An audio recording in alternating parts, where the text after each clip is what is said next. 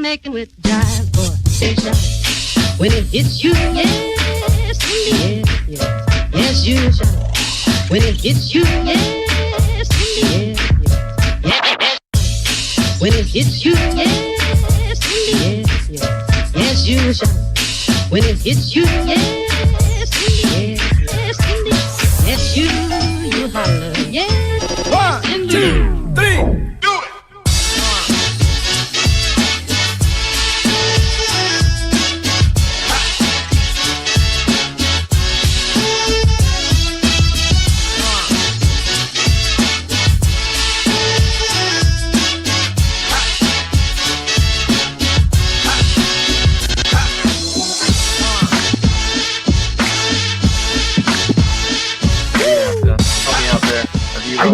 I've never seen him either. I don't know what you're talking about. Uh-oh.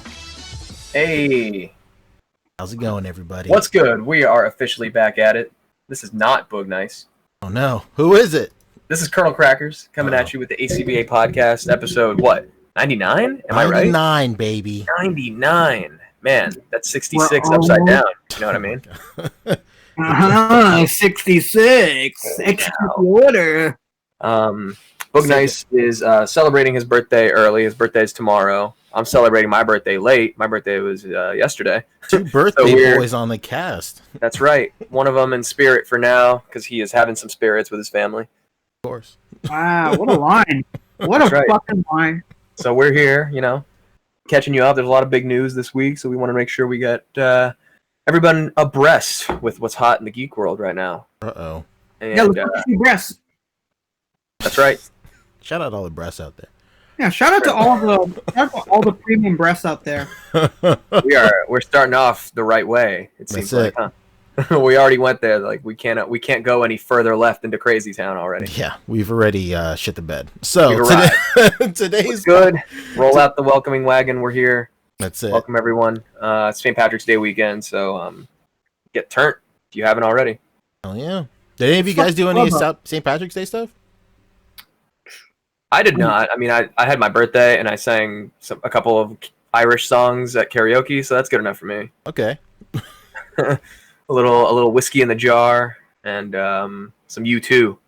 Oh shit. The real bad boy of Ireland. Why did you go up to Joshua Tree? Oh no. Hey, YouTube record. That was when they really got into the dad rock territory. Dad rock. Rick, how about you? You do any St. Patrick stuff? That's a no. So no. I didn't do anything either. Charleston is like downtown Charleston is bananas like today. So I don't even want to go downtown. My grandpa was Irish, what? Exactly. I don't even want to go downtown on a regular day. I really don't like celebrating those kind of big holidays on the day of, because that's when it really starts to get crazy and risk level goes up. Risk level. We're trying to maximize that. Or minimize, I guess. Anyway. It. So you're tuned into the #1 St. Patrick's Day recap podcast on the internet. That's right. Today's topics consist of we're talking Marvel Legends, we're talking NECA, we're talking about Dragon Ball and SH Figure Arts, 1,000 toys. We're doing some spoiler talk on Captain Marvel, and we're talking about... Week. Yeah, it's been a week. Come on, you had time. And then the last thing is we're talking James Gunn returns. That's the big news for sure. Oh, I am. Nobody saw it coming. You guys all call me crazy for supporting that pedophile on Twitter, but I'm so shocked. I knew they'd come around. Oh. Anyway, let's get with some Marvel Legends. I'm pulling up some pictures as we speak. That was possibly the craziest way to to say that sentence. Right. Well, you all talk shit about me for supporting that pedophile. Well, guess what? They came around. I'm being facetious. I hope that translates. Yeah, this is a joke. It's a tribute. I'm taking a point of view that is not my own. So anyway, you're grabbing the Marvel Legends stuff. I'm pulling up pictures right now. So we got the pull up. We got some in-package pictures of the 2019 Avengers Marvel Legends assortment, which contains some Endgame figures. Wow. So we're already diving headfirst into the spoilers, into the shallow end of the spoilers pool. Oh, and we can talk the new trailer too. In the Yeah, after we show. should. Yeah, let's we talk definitely this, should. and then we'll get into the trailer. Yeah. Stick around in the after show because we're talking trailers. We're talking more boobs. Oh, That's how it. do I? We're talking Okay. Aladdin trailer redemption. And- Oh, we're talking Aladdin. We're talking Endgame. I don't know about all that. Oh. Oh, whoa, come on, Fabio. Once again, our pictures are coming courtesy of Toy Arc. They're the man. They're friends Just of ours. the one man. The one man. Really. They are Nobody else. literally the man. Anybody else at Toy Arc that's trying to take credit, we're not going to give it to you. No. You're not the man. No, man. Shout Toy out to Arc. Tommy Tremblay with the ad. Tommy Tremblay. So these are clearly this is an assortment that's been leaked early. It seems like because It's actually it was being sold at Canada Toys R Us. Oh shit! ooh, Canada Toys R Us fucking up yet again. Oh, our brothers to the north. Hell yeah! That's right. And it's got a new Thanos Build-A-Figure in armor. This is really cool, actually. That is pretty tight. This new like Warglaive weapon. I don't even know what the fuck that is. Yo, can we take a moment to just appreciate the French on that packaging? Really? Man. Wow. Wow. So Tommy A.C.B.A. Tremblay has revealed that this wave is Avengers movie Ronin. Surprised it doesn't come with an alternate head. Yeah. With our new edgy dad cut. Yeah. Hawkeye. He's So- the dad that recently got into MMA. Right. Oh my god. So I guess the first thing to note is that the 3 comic figures are the ones that we saw at various Comic-Cons throughout 2018. Yeah. So I think these 2 were from that Mexico toy show. This one up here was from like UK maybe. Yeah. Living Laser. Right, and then Hercules we'd known about for a little while. They revealed it at San Diego, and then someone put it up for sale early in in China somewhere, and someone bought it on eBay. And, it was the figure. It didn't have any Build-A-Figure parts, but it looked good. Did you know how much that ended up selling for or no? I have no idea. No, neither Probably do too much. I. Yeah, probably way too Who much. ended up selling for who?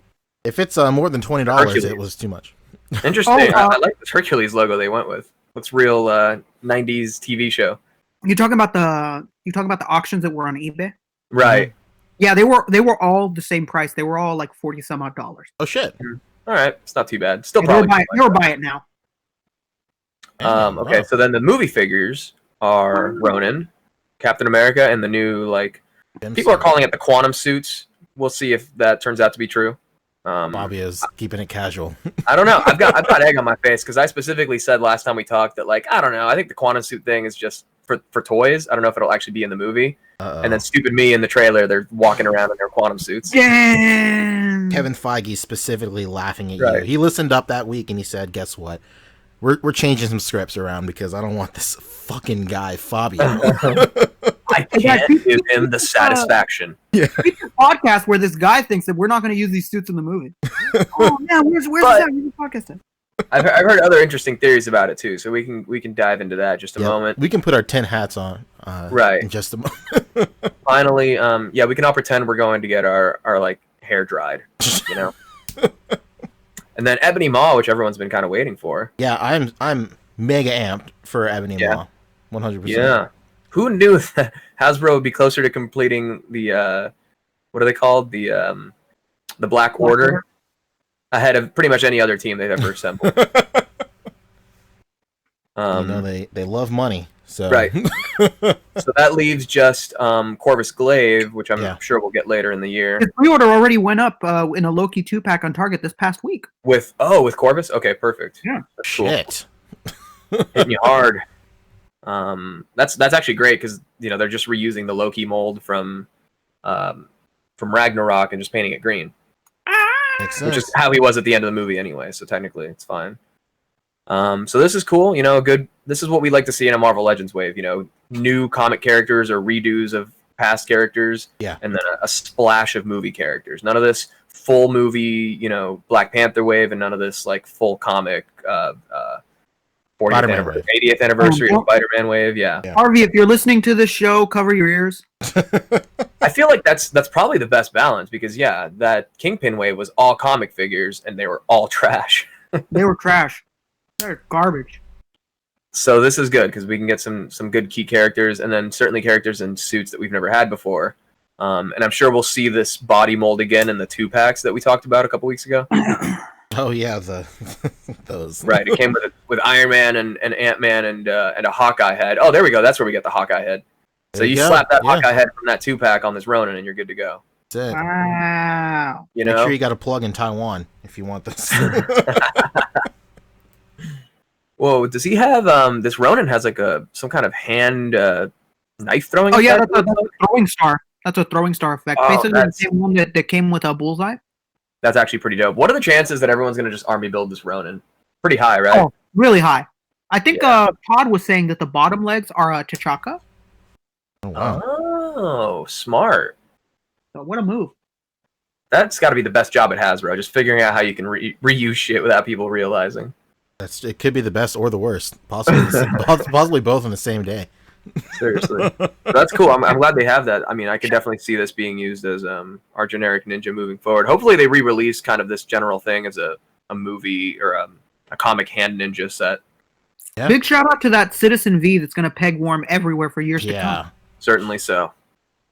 The thing one that out bugs now. me about the Citizen V and the Hercules is just like the package design. They don't have the name on the bottom, so it looks like not finished.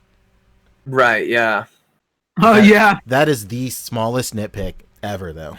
It's like they can't do it for everybody because Living Laser doesn't have his own like logo. Yeah, You know. that's true. Yeah. So he's just Marvel Living Laser. Maybe that's how they'll get away with it from now on. Instead of doing literally Marvel's Living Laser right there. So that's Can you just cool. imagine that in comics? Oh my God, Tony! Shit! It's Marvel's Living living laser. Carol's friend? All right, he's fine. He can come over. Yeah, are you guys gonna get the whole wave? Like either of you gonna get the whole wave? I don't know. I mean, I probably won't. I don't know how I want this Thanos for sure, but if the leaks are true, if the rumors are true, then SH Figure Arts has one coming as well. So, yeah, but that didn't stop me from for buying that whole wave for the first Thanos. Fuck, just like everybody else. Right. And then the 3-pack. Oh shit, yeah. I didn't buy the 3-pack. I feel like the skin tone on this one matches the 3-pack one more. So you can probably, swap heads and whatever. If you want to have an unhelmeted Thanos. Unless the helmet comes off. And maybe you can swap the hands, too, on the Infinity Gauntlet. So you want to have, like, an open grip. Yeah. Interesting that he's in the armor again. Who knows? He might be gearing up for a fight, maybe. Look at I mean, that- who would Look have at guessed? that extra padding. Look Right? at that extra padding on the chest. He's not trying to get caught up with Thor again. Uh-oh. Skip this whole wave, money saved. Yeah. I don't know. What does everybody in the chat think? Matt McDougal, yes, you're correct. Metallica version of Whiskey in the Jar. This is going back a little bit to the beginning. But of course, come on. Yo! That's what someone else said. That's it. That's the move. Yeah, this So that's this wave. I don't know. We're pretty It much looks gonna pick and choose, it seems like, right? yeah, I'm buying every comic figure at retail except for fucking Citizen V. Citizen V. I feel like he'll be an army builder too, man. You pop that cape off and put literally any other head on him, and he's just whatever. just a dude. Anyway, just like some Corsair guy. Oh, you know what?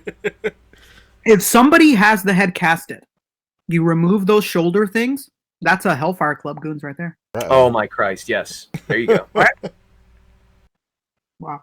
Honestly, I could see this helmet just being used for that, and someone just crudely repainting it. That's it. You heard Cut it the here checks. first.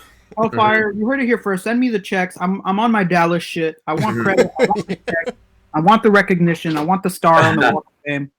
Wants the I mean, I accolades. feel that the best figures in this wave are obviously Ebony Maw and Ronin. 100%. I mean, Hercules is actually really dope too, though. To be honest, comes with a lot, interchangeable hands, and he's nice and beefy. Big boy, big chunk. I hope that the Thor is kind of on this buck too. Oh, yeah. That's a biggie right there. That's Biggie Smalls right there. Red Hood thinks that Thanos is dope, but dope enough to build the whole wave? I don't know. Who knows? Shout out to that random weapon he's got there. Yeah, the He's got the Q-tips from that one show. What was that one show where American Gladiators? You got the American yeah. Gladiators.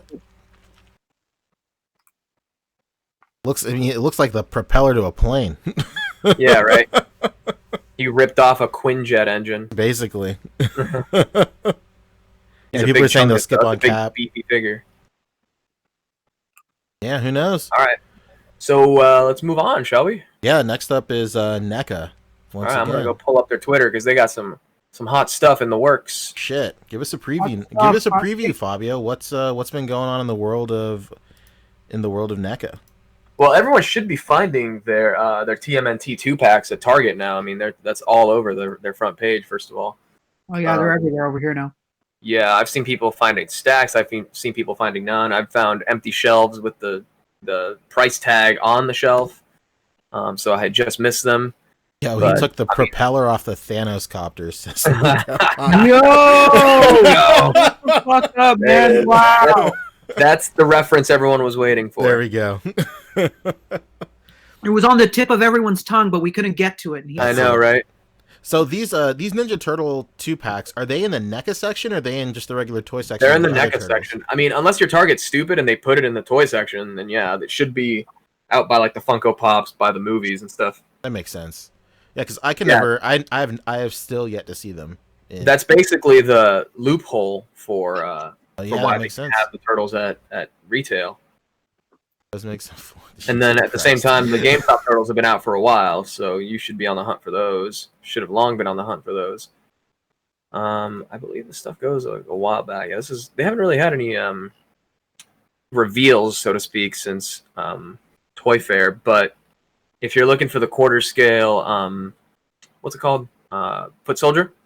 Mhm. That is available on their eBay right now, which means it'll probably be available at retail pretty soon. If your Target has like a decent enough NECA section, they will carry the quarter scale stuff, but it really depends on like the sales of that section at that store overall. Oh, that makes sense. This, I mean, I can talk about this because I another Toy Arc photo shoot, so credit to them. But I actually just got these this week for my birthday, so I'm really stoked about that. And it's How are the Kenner Terminators, basically. Yeah, how are they? They're really cool. I love them. This is my favorite Arnold of all time, I must say.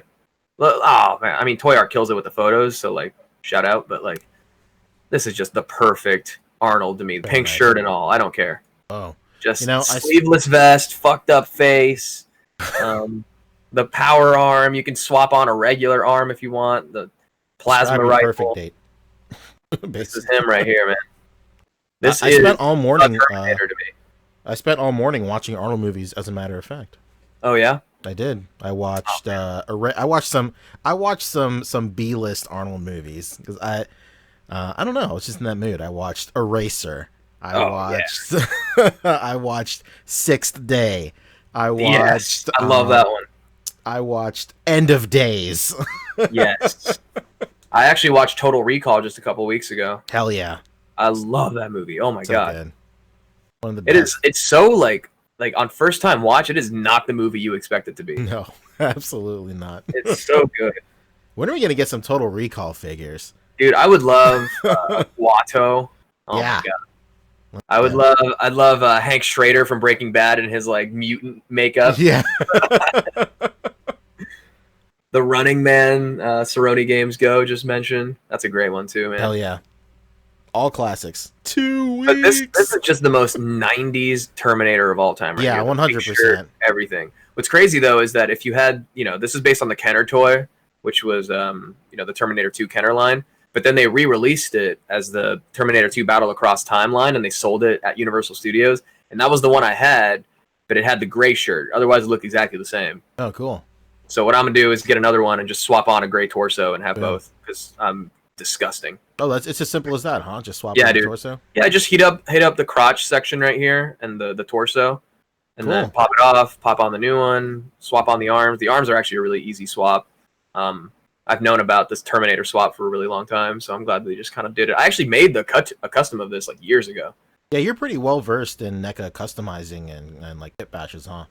Yeah, I mean it's all pretty well swappable. It really depends on like kind of the era. Mhm. Like a lot of the stuff from the same year will swap with itself, but going back it might not. Very cool. So like Rambo and Dutch swap perfectly. Oh, nice. Yeah, because I remember you did those old the first custom thing I saw of yours was when you did the old Contra stuff. Oh yeah, that was easy too. That was all Dutch pieces. I just Nice. repainted them. Oh yeah. Yeah, your Contra stuff is like something that definitely sticks out. I love that. Yeah, I should use them in more stuff because I actually went back and redid them too and painted them to look even more realistic. Hell yeah. So now they look like the arcade marquee actors. Nice. You know what I mean? Shout out to John P in the comments. 2 weeks.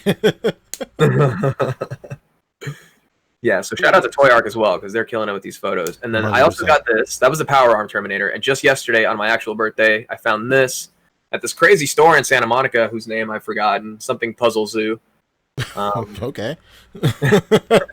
Puzzle Zoo. Come on the Puzzle show. Zoo. It seemed like a children's toy store at first glance, and then they had a couple of NECA figures like in the window. So I popped in. They had a full on like Mezco and NECA and like even like retro toy section. Like they had the original Terminator 2 Kenner stuff side by side with the NECA. So I was kind of impressed by just the synergy of that. Mezcos were a little overpriced, I will say, but whatever. Well, everybody's got to eat, you know. Yeah, definitely good to know that they're overpriced enough that no one's gonna buy them until I decide to finally cave. Yeah, that sounds about right. You know, so this is how it looks when the T1000's cold, but yeah. it's really hot in California right now, so mine's actually like white hot right now. He's like a cool blue color. He's dope. This is the color shifting one, huh? Yeah. What like a gimmick of the 90s. I know, seriously. You literally never ever see anymore. Here's some more from the whole wave. That's what mine looks like right now. This like cool ice blue. Cool Ice, Mr. Cool Ice. That's Frosty. right. And then this is the Metal Mash endoskeleton, which has like a glowing eye effect because there's light piping on his head. Oh, cool. So that'll make it actually really cool for photography because if you're getting your lighting right and you've got a nice like overhead light, his eyes are going to glow no matter what angle you look at him at. Yeah, get it right, get it tight. That's right. Yeah, man, I've been waiting for like a retro themed Batman figure from any company to come with light piping. I would love that so much. Yeah, right. I Pull the wish trigger. I wish NECA still could do the DC figures. Maybe they can now because the licensing's opened up. But you know, the same reason we haven't gotten those DC versus Dark Horse 2-packs, like you know the Superman versus Alien and the armored Batman versus Predator, and the Batman versus like Joker Alien. Those they announced at Toy Fair like a while ago, and then the licensing's been tied up forever because DC kind of like or Mattel. Warner Brothers, I don't know, Mattel maybe, pretty much pulled the plug on that.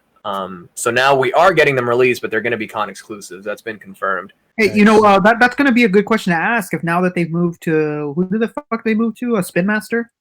Yeah. If this move to Spin Master makes it so that they could negotiate for more, that'd be dope. I would really like that because, I mean, everyone was really excited for that NECA Superman and Batman and the armored Batman.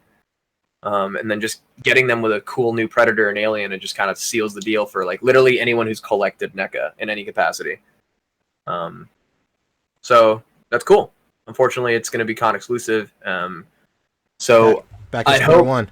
hopefully when they fix that, maybe they can give us that same Keaton Batman that they did, but in like a cool like gray or like the weird like yellow or whatever those Kenner toys look like, you know?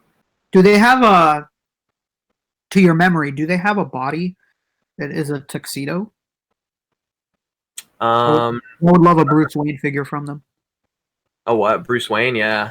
If they had like a body already of a tuxedo, like if they don't, obviously, like I could see them reusing the T1000 arms. I don't know what they would use for a torso. Maybe retool this kind of torso and have like leave an the open pants, shirt kind of thing.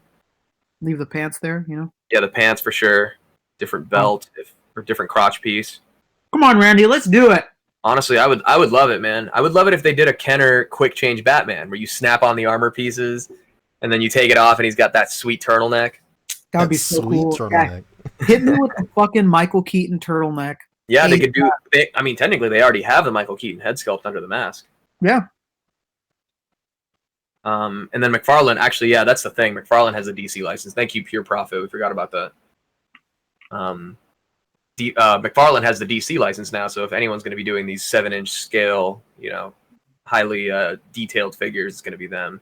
With The masters articulation. of articulation. Yeah. With articulation. Like I said, hopefully Randy can talk to his old boss and be like, hey, just let us do these DC figures. Come on, just do us this one solid. Give me what I want. Just give me what I want. No! Give me what I want. Okay. Man, the Spice Girls remix to that one was incredible. Oh my god. Give me what I want. What I really I'm want. so happy I caught that live. I'm so stoked that I witnessed that, and I'm like, this is happening. I'm not watching this as it's being edited out.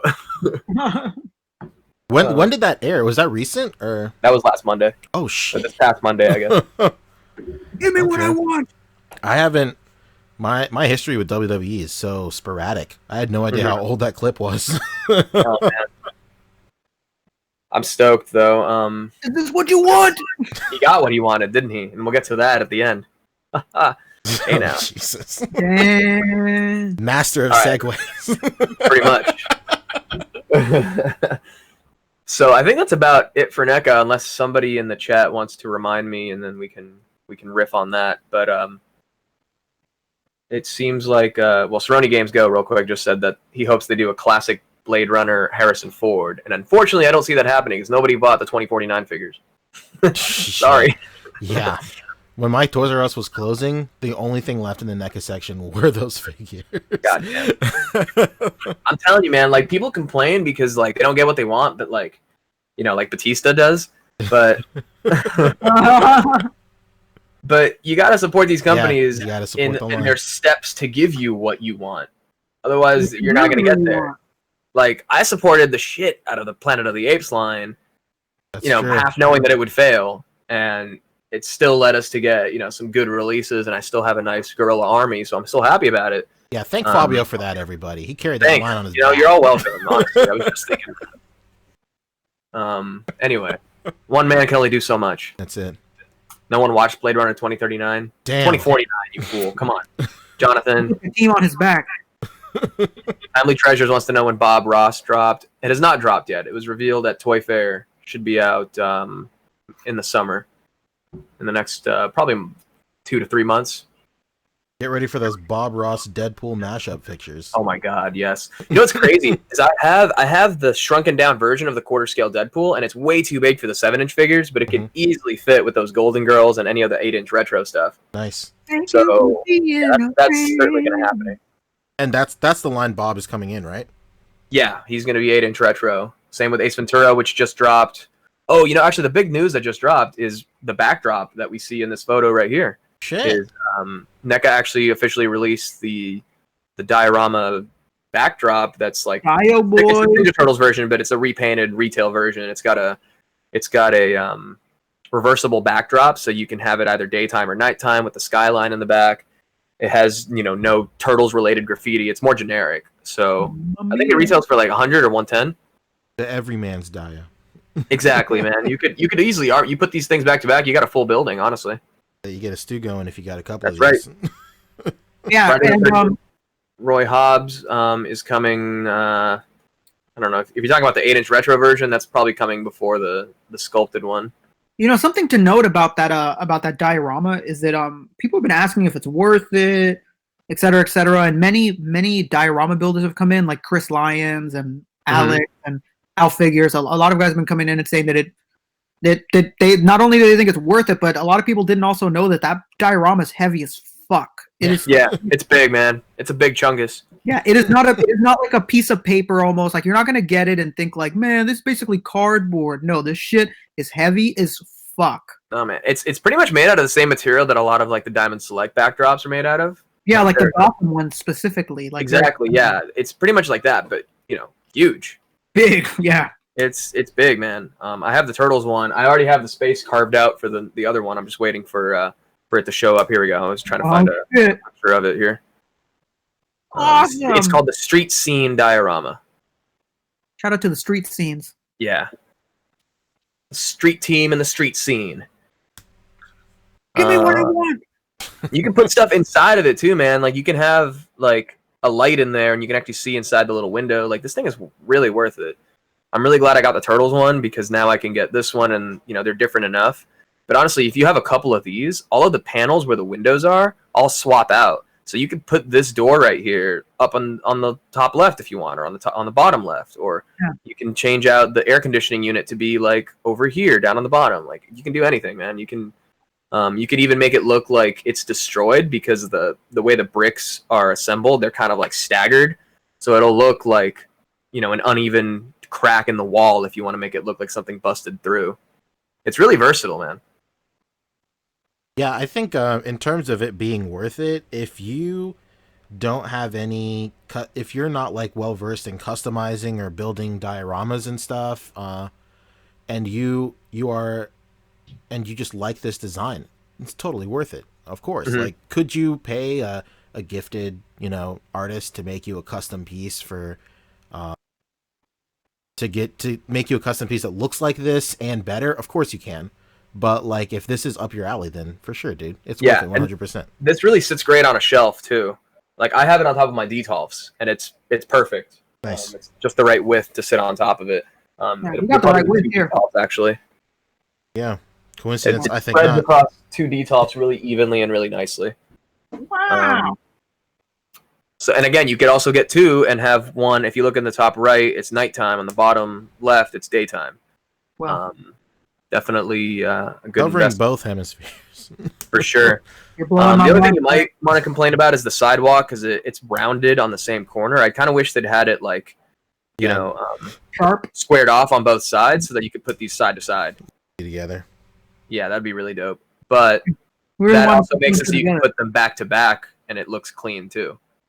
Oh, interesting. Yeah. Wow. If you want, like, put a Lazy Susan on top of your Detolf or something and just have a rotating display. Let's see. John P., Mr. Papa Sergio, just mentioned that we don't have a Black Series topic, which I think we could get back to because we actually kind of glossed over Hasbro already. Hold on, we got a couple mecha things to note. Yeah, I'm just making sure that he knows we're going to get to it.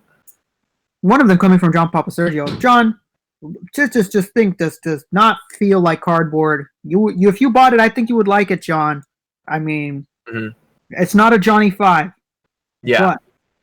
But it's solid, man. I've seen one in person, and I was like, Yeah. Jesus Christ! Like, if you're a child and this fell on you, you'd be in trouble. You'd be asking for help. Right. And then Timely Treasured asks, do we think that we'll ever see an 8-bit NECA Turtles offered again since they have an outlet at Target? I would love to see them release those in awesome arcade-style packaging like Mattel did with the new WWE line. I'd say it's certainly possible. I don't know that they have any immediate plans for it right now because I think they're trying to get the movie stuff out more. Like their priority right now is to shrink the Shredder and the Foot Clan and work on the next quarter scale Casey and all that, because I feel like that's kind of what people want more. So I think my answer would be don't go back and pay too much. Like, if you want Arcade Turtles now, you probably could get some, just don't pay too much. Otherwise, I'd say just wait, because it's very possible we could get them re-released as Yeah, at the end of the day, I don't see their prices going up anytime soon. So, I mean, with the prices that they're at right now, I think it's going to stay like that for a little bit. So, it doesn't hurt to wait. Comic-Con is coming up. If there's going to be an announcement for the next 6 or 7 months, it's going to be then. So, yeah, I'd say let's wait until San Diego Comic-Con and see if things change. Because remember, they've also shown some Dimension X stuff at past cons, and that was all in arcade colors too. Like the what's the evil turtle called? Slash. Yeah. The Rockman and a few other like things were done in Dimension X, like arcade style. So I could imagine if they go back and do arcade, it'll be Turtles in Time, or it'll be 2 packs of those turtles again, but with these new Dimension X characters. I would just say he says he has them, but wants a new set for display. So he wants one to rock and one to stock. If that's your deal, just go ahead and get the other one, because the next one we get will be significantly different. Yeah, they'll be new. But the 4-pack, in the arcade thing will I think last perfectly fine in package. That you could keep that in package. Just wait for the new ones, and if you're going to open any, it'll be the new ones. That's pretty much what people are doing with the movie Turtles too. Like, they're not opening their Comic-Con pack, but they're buying the GameStop ones and using those. I did that shit in reverse.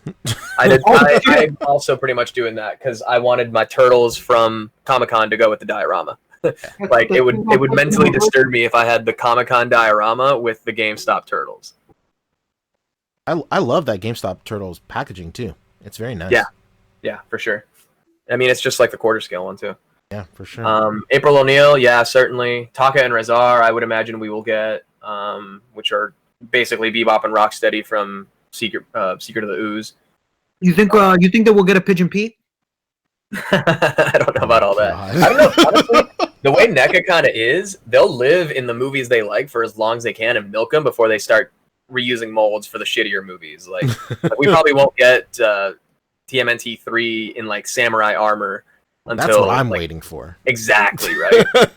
Yeah, I kind of want that too. And it'd be easy because on. they can do it like articulated icons where the armor is a separate piece, and they can just put it over where, let's say, the arm and knee pads are on the current turtles. Do it soft rubber, you know? Exactly. Get some nice add-on soft rubber pieces. I'm down. To quote George Costanza, I am down. I am so down. I'm so down. Pizza Delivery Boy and bike set. Dude, if they reuse the bike from John Connor, I could see that happening. Oh, man. I mean, it's a dirt bike, but, you know, fuck it. How about Strap my a little pizza thing on the back of it. Yeah, I'm down. Yeah, Secret of the Ooze TMNT, I imagine we'll get eventually. But like I said, they're going to want to use the branding of the OG 1990 movie first. Do we have any timetable for that John Connor? Because it was like promoted really heavily on the packaging on these Terminator players. Yeah, I have it in hand. Not the John Connor, but the packaging, and I would say we'll probably get it by the summer. Maybe right before fall, end of summer. All right. That's just me guessing based on like from how long ago they revealed it to how long it is now, you know? You know NECA well, so I'll take your word for it, man. Yeah, I would imagine we'll have it by the end of summer or something. We're probably going to get another Raphael too, maybe with a soft goods trench coat in that scale. That'd be really cool. Yeah. Ooh, that would be. They already did it in quarter, so. That would be like the perfect solo GameStop exclusive. Yeah. Yeah, 100%. I don't know. Everyone just wants to talk about TMNT, huh? Like, this is clearly NECA's hottest line. If it has been as long running as Predator, it would probably be their best selling line ever. Yeah, 100%. I mean, Predator is the best selling by virtue of how long it's been going on. You know what I mean? And how regular. Same with Aliens at this point. That to say, I really like that new 100th Predator. I'm definitely gonna get it. 100th Predator. The absurdity. Yeah. I love it. Anyway, yeah, I think that's about it for NECA, if I'm not mistaken. Unless I missed anything else. I mean, we've seen the Toonie Terror things. You know, their 5 POA line. That I saw in shipment, an exclusive Gremlin came into GameStop. Oh yeah, the Gamer Gremlin. Yeah, that's starting to hit now as well. Thank you. Yeah, a lot of people are finding that. It's basically the same as the Ultimate Gremlin, same buck, different accessories. Just like popcorn and shit. This is it right here. Yeah. Looking good on the diorama. I'm telling you. I mean, to what John said, it is a glorified shelf in the way that it's constructed, but I mean, it really classes up just about any picture of a shelf shot, so to speak. Yeah, For it's sure. a highly detailed, like really sturdy and well done bio piece. You know me, man. Many times I've not been afraid to give NECA the business, but I think with that dio, it's hard to know if you've not seen it in person that they really don't deserve any any business being given to them over the dio, because I think it's really good, to be perfectly honest. And I think the price is very good too. I thought that they would have priced it much higher than what they did, and it's good in my opinion. I mean, unfortunately, the price is creeping up just because of the loss of Toys R Us and not really being able to get as many units out, I would imagine. But you know, still good for what you're getting, to be honest. For sure. I think a big thing to remember is like we're so immersed in our own bubble, like our own community bubble, filled with like incredible customizers and diorama makers, that like it's very easy to say like, oh yeah, I can just make this. But like but in the grand scheme of like NECA's customer base, we're a very niche group. And to that point, Brian Carter asks if NECA's making the 2003 TMNT, and I don't see that happening. And if it does happen, it'll probably be like way down the line, because you know NECA likes to live in this like 80s, 90s nostalgia bubble, and that's where they're going to be with the cartoon and with the movies for a while. If they do get to it, honestly, it would have to be almost as long running as Predator, like we were saying. Like they would really have to exhaust options. because that's all new molds, and that would basically be its own line as well. Did that sail barge ever come out from HasLab? Yeah, people are starting to get it now. John P. in the comments section down below, he has it. Oh boy! Oh, and he also says that they copy his Scooby-Doo Jason custom. And you're not the only one to say that, so you guys gotta have a big 3-way, 4-way, 5-way, 10-way conversation about who came up with that first. Oh, we're talking 5 ways now? Hey, you know, I think there's a different single word for that at that point. Welcome to the #1 kink podcast. Jeez. Jesus, okay. No kink shaming here. No, not at all. Furries are okay. To Red Hooded's point, I would also love the 2003 Turtles because those are like literally my Turtles. But I would actually say second Turtles because the movies are probably the ones I grew up with most. But once I started watching like Cartoon on the Cartoon Network on the regular, that was like my jam. That's the one with the theme song that had a lot of "What the Shell" puns. Is that yeah, the one? I think so. It was the one where Shredder was actually a Krang the whole time. Oh, what? Yeah, that's crazy. Oh man, if they do a Krang android, that would be insane. Krang droid. Yeah, if they do whatever he's called. Whoa. Yep, exactly. What the hell? All right, let's move on to some Dragon Ball so you guys can dominate the conversation. Brother next door. For Well, anybody that wondered what Do that you wanna? deal Do you wanna swing around to Black Series before we forget, real quick? Yeah. Sorry, let's do that. Because once we get this Dragon Ball train rolling, Oh yeah, good luck derailing that train. Exactly. This is a new Star Wars exclusive set. It is the Black Series First Order 4-pack. Although 4-pack is a generous. what's the fourth one? Oh, That is shit. being very generous. That is being It's a- very generous, sir. They're using that term very loosely. No, sir. That's These look pretty cool though. I got this Commander Fire looks dope. I don't even know who that is. Maybe.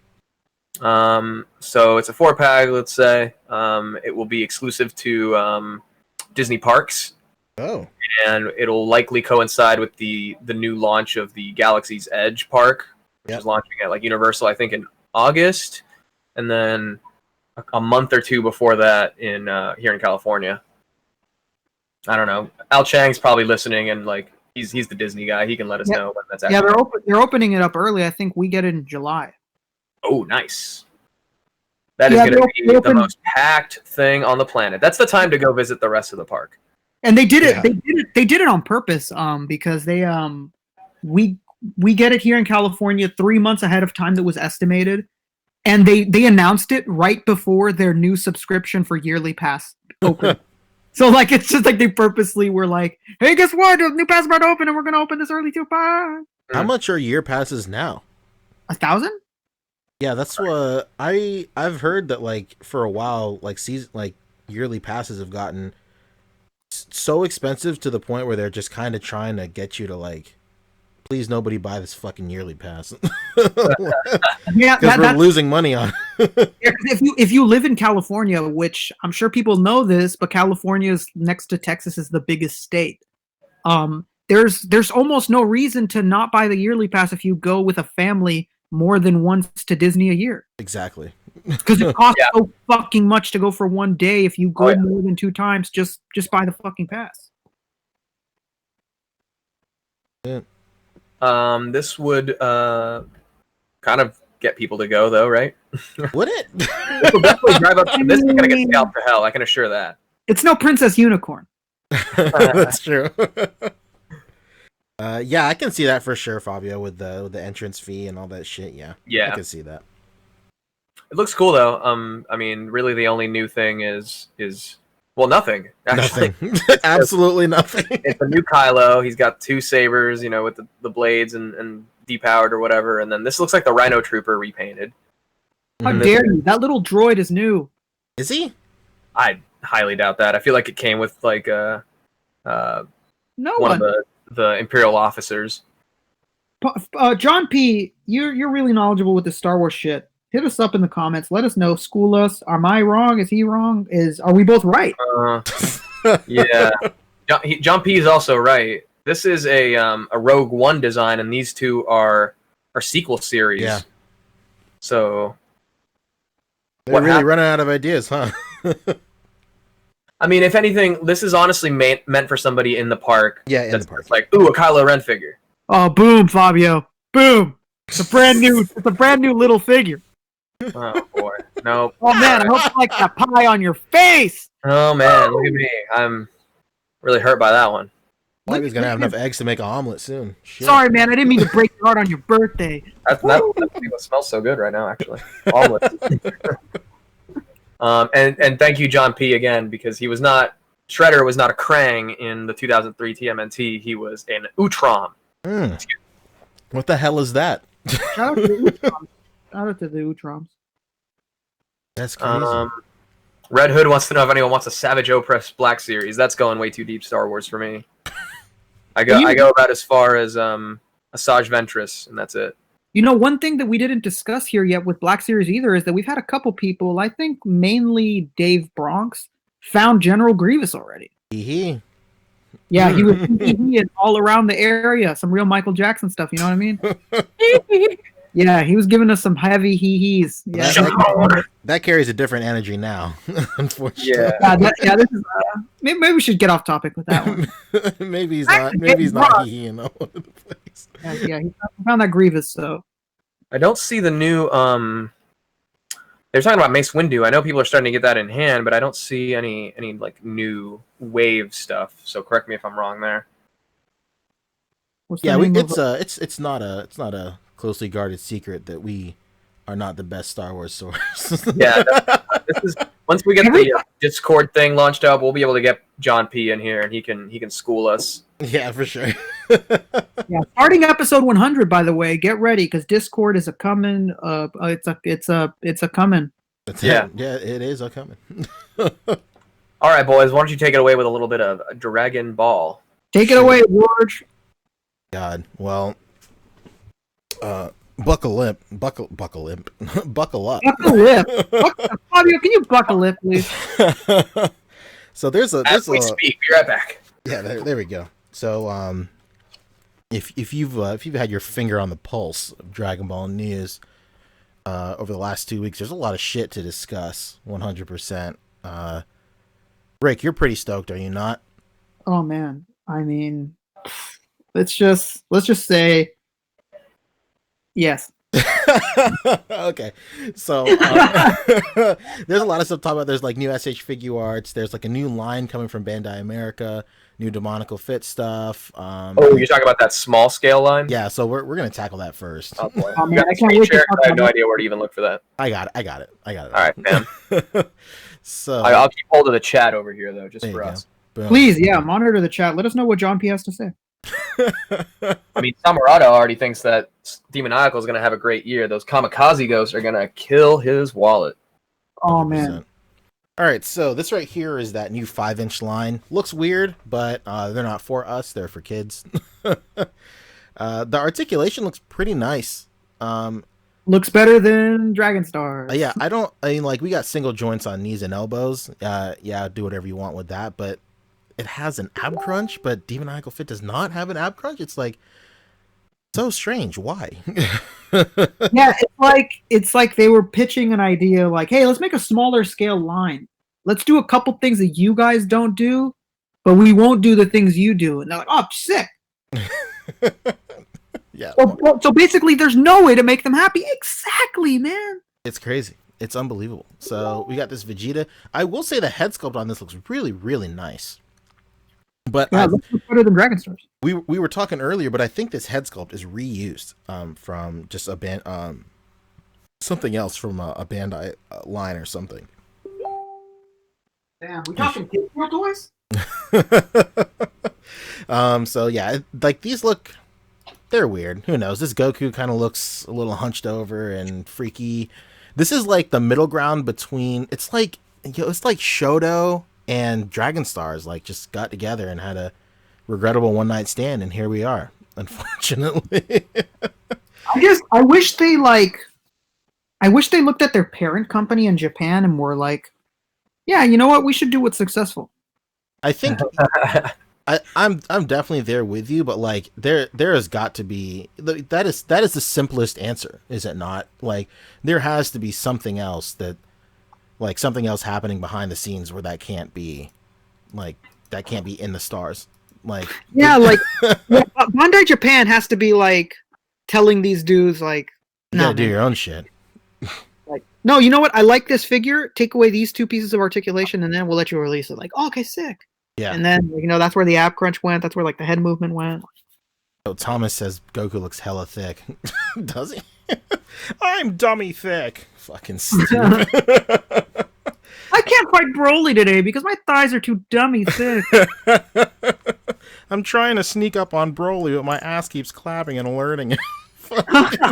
Stupid. Oh my god. Speaking of Broly, the Broly is the best looking one out of the 3 for sure. Oh yeah. He looks pretty good. So I hope nobody is getting their hopes up thinking they can mix that in with Drunken Dragon Stars because like it's small. These are, especially this Broly, like this is a 5-inch line. I think they're all going to be the exact same height, and Broly at 5 inches is nuts to me. I don't understand.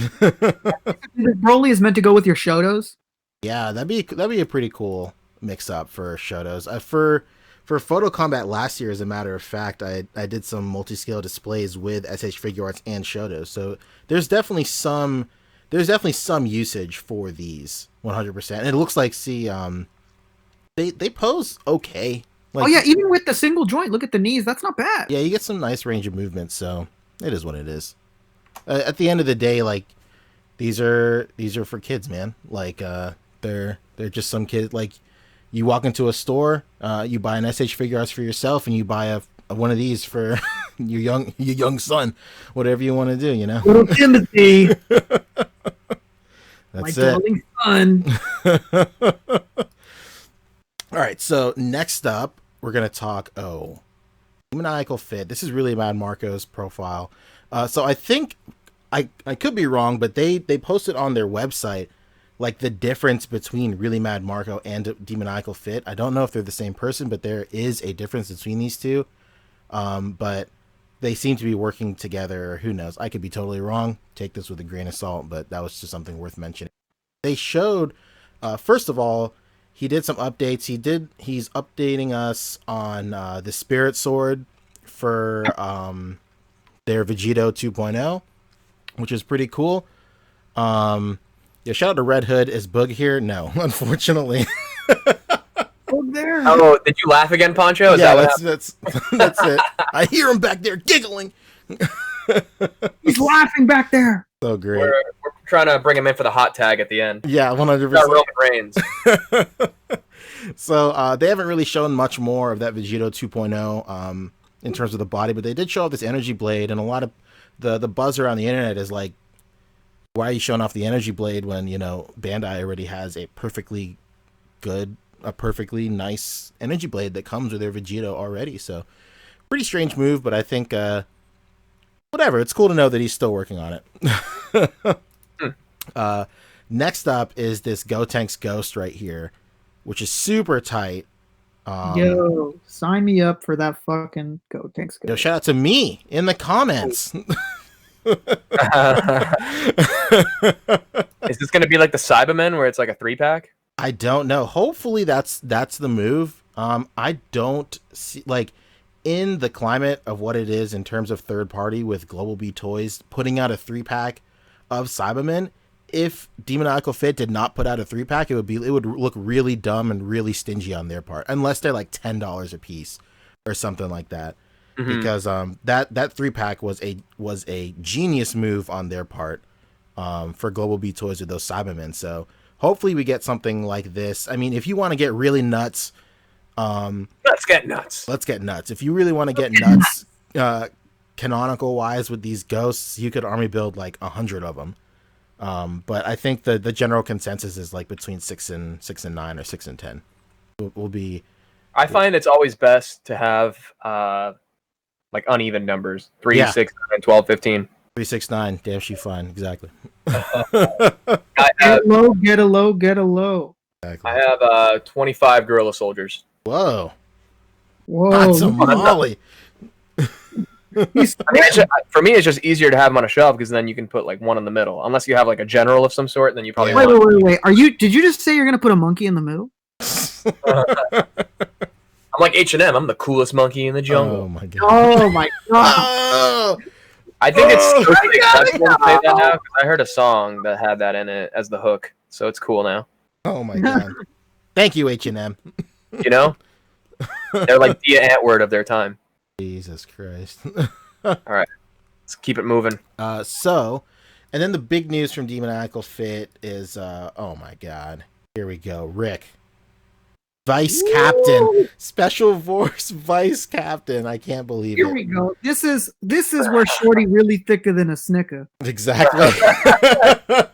Thicker than a bowl of oatmeal. 100%.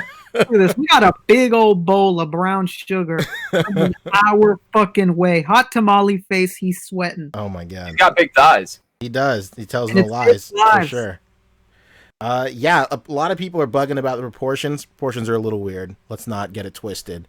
Yeah, we but won't you lie. know, we're not gonna sit here and stand that much. yeah, Portions are off. I think his waist is like it's like too bulbous right here. If it was kind of like slimmer and like shorter too, I think his torso was a little too long. But I think the reason for this is because this is they're probably going to use. This is probably just the same torso piece for literally everybody except Guldo, and then he just has to scale it up and down, pretty much. Yeah. Just to save on like tooling and stuff like that or whatever. But I think that's the best compromise we probably could have got to. Like in terms of a third party, especially this young, I can definitely see where it's coming from. Would I like unique sculpts for every single member of the Ginyu Force? Of course. But it's a lot better than the alternative of not having any Ginyu Force members at all. Yeah. There's a lot of people giving it a bunch of flack, especially people that make their own figures that consider themselves like the authority on Dragon Ball, even though they just started watching it 2 years ago. I've seen some really bad Dragon Ball customs. I'm just glad there's another like semi-official looking option out there. Yeah, sure. like I don't know. I keep telling people, if you don't like this Jace, go buy the other Jace. Yeah, there's none. Fucking exist. Take what you fucking get, you filthy son of a. Jesus. Come on, cut him some slack. It does need work, but like, it's not bad enough to where you're like, I'm not buying this shit. Yeah, and he's $40. Yeah, and so look at cheap. the mullet that you're getting for the fucking Pretty $40. attractive price. That is a crazy attractive price, Fabio. Yeah, 100%. Like, yeah, this is not looking good right here. But that's Their posing is just knock it up to the posing though. Yeah, I mean, is this the same buck as the Ginyu? It's like the same general stuff. It's just scaled down because he's much shorter than Ginyu. Oh, okay. But it's Well, all and the if you're same like stuff. that, Poncho, you can probably get it in some crazy poses. That's true. I remember when I first got that Ginyu and everybody was bugging out about not being able to get him in some good poses. I specifically went out of my way in my review to put him in the craziest fucking poses you could possibly imagine. Right. I had him balancing on like one hand with his legs spread in the fucking air. So I saw that was insane. But what about somebody wants to go back and talk about the ghost because they didn't know that it had arm articulation, so that's cool. But is it going to be translucent? that's the thing. Who knows? I don't know if it'll be translucent. It'll probably just be painted white. Or yeah, at the, I don't think it's going to be translucent just because, man, it is very common for plastic that's translucent to be very brittle. Yeah. And I don't think Demonical Fit, being the kind of company that they are, how small they are, how new they are, that they're going to want to get those complaints from eBay, from fucking, Wish, from Rakuten and stuff like that. I don't think they want to deal with that. I wouldn't if I was them. I wouldn't do it personally. Speaking of that, like, they definitely caught a lot of shit for that first Ginyu they did because of the legs, and in my case, the arms. The inner, like, the way the articulation was, like, the outside legs right here were made from a harder plastic, but the insides, as well as the arms on the insides, were made of, like, a softer plastic closer to, like, a Marvel Legends and stuff. So whenever they would socket into the peg, it would just, like, the plastic would expand and the articulation wouldn't be as tight as like a normal SH figure arts that basically uses just the ABS on everything. And because of that, the articulation was very loose, and that was like a big thing for a very long time with the Ginyu, that the articulation was loose and it was just like kind of like a like they dropped the ball with the articulation and the QC and stuff. And to combat that, I don't know if it was here. It was on basically one of their social medias. They posted a video of the Jace like sample, and they like just shook it around just to show everybody that the legs are like they're like on like crazy tight. So I thought it was pretty cool. So yeah, that's basically it. Pre-orders for this should be hitting super soon because this is slated to come out next month. It's freaking March now. I don't even know what month it is. But like it comes out in April. Okay. Yeah, that's another great thing that I love about these third-party companies, man, like Demonical Fit and Dawson. When you see pictures like this, it basically means it's coming out already. Yeah, it's like they'll throw these pictures up and then 10 seconds later they're just up. Yeah, pre-orders open and they ship within 2 weeks. Like, what the fuck? Like, you just showed this. Yeah, 100%. So I'm pretty stoked on that. I'll be getting it for sure. There's no question about that. I'm looking up the SH Figuarts Zamasu right now. That's the next thing. So Zamasu went up for pre-order. He is sold out pretty much everywhere at this point, unfortunately. But speaking of pre-orders, remind me we got to talk about Mezco for just a hot second. Oh shit, hell yeah. We can talk about that right after this too. Yeah. But yeah, I think we went in depth on this Zamasu, did we not? Like a couple of weeks ago? I think so. Yeah, we sure did. Did we or no? We saw the teasers of it, remember? Like really bad pictures, and we never saw this gallery at the time. Oh, okay. This gallery came out the Monday after the show. Oh yeah. So yeah, all this gallery, aside from like just showing off, more pictures of the figure and stuff, it gives us a better look of like the accessories. He's coming with like his, I don't know, his Ivanu's arm and shit like that, and he just comes with like a bunch of cool shit. When his price was like $90, I thought that. So back then, like a couple of weeks ago, when we were talking about this, when we were talking about the calendar, there was a regular Zamasu and then this Zamasu. And what I was speculating was because the price for this one was so much, I thought that he was going to come with like all these accessories and like his halo and stuff like that. And then when his price got adjusted back down to 60, I was all like, I was like, oh shit, they're not going to put any of this stuff with him, and they're just gonna hold off for the regular Zamasu next year or something. But then, to my surprise, he's coming with all this shit, which I'm pretty stoked about. 100%. I think it's gonna be pretty cool. He's a long ways off for sure, but yeah, I think the one complaint I voiced in the groups, and I'll voice it here as well, is that I wish that arm wasn't so bright. I wish it wasn't so shiny. The purple, wish it was more matte. The rest of the body is fairly matte. Like, maybe it's the lighting too, but the purple of that plastic just looks so shiny. Yeah, but aren't they just copying Dragon Stars by doing this? You hit the nail right on the head, Fabio. The conspiracy's been exposed at this point. There's one thing that fucking SHF does is copy Dragon Stars. They already voted on the legislation. Give me what I want. And then the last thing to really talk about is Majin Buu is out. He came out yesterday, I think. Sometime just very, very like recent. He just hit Japan. A lot of people a couple of cats have gotten like reviews out for him. He looks really nice. I cannot wait to get that thing. He looks incredible. Where'd you pre-order it? I got mine on Ami. I got really lucky, and I got in on like their second openings, because they'll do their initial like pre-order wave at like 3 a.m. my time, but then like a day later they'll do it at like 8 a.m. my time or something like that. And I just got extremely lucky because I was just at work, and I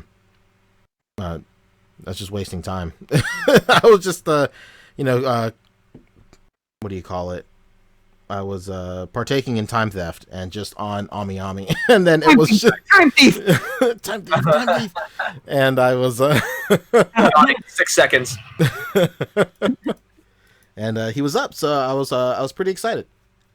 I was pretty excited to grab him, and I was looking for pictures of him. I can't. No, here he is. Just we'll talk real quick.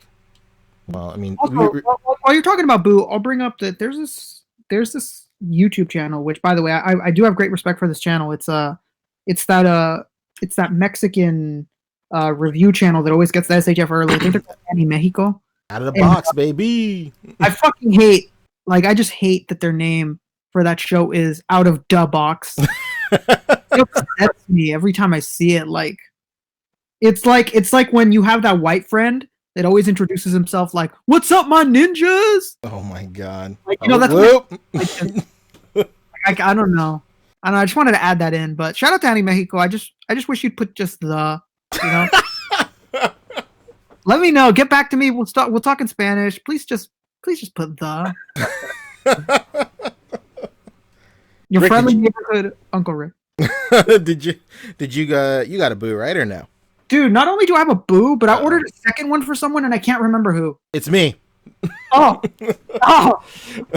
my god, it's Pancho.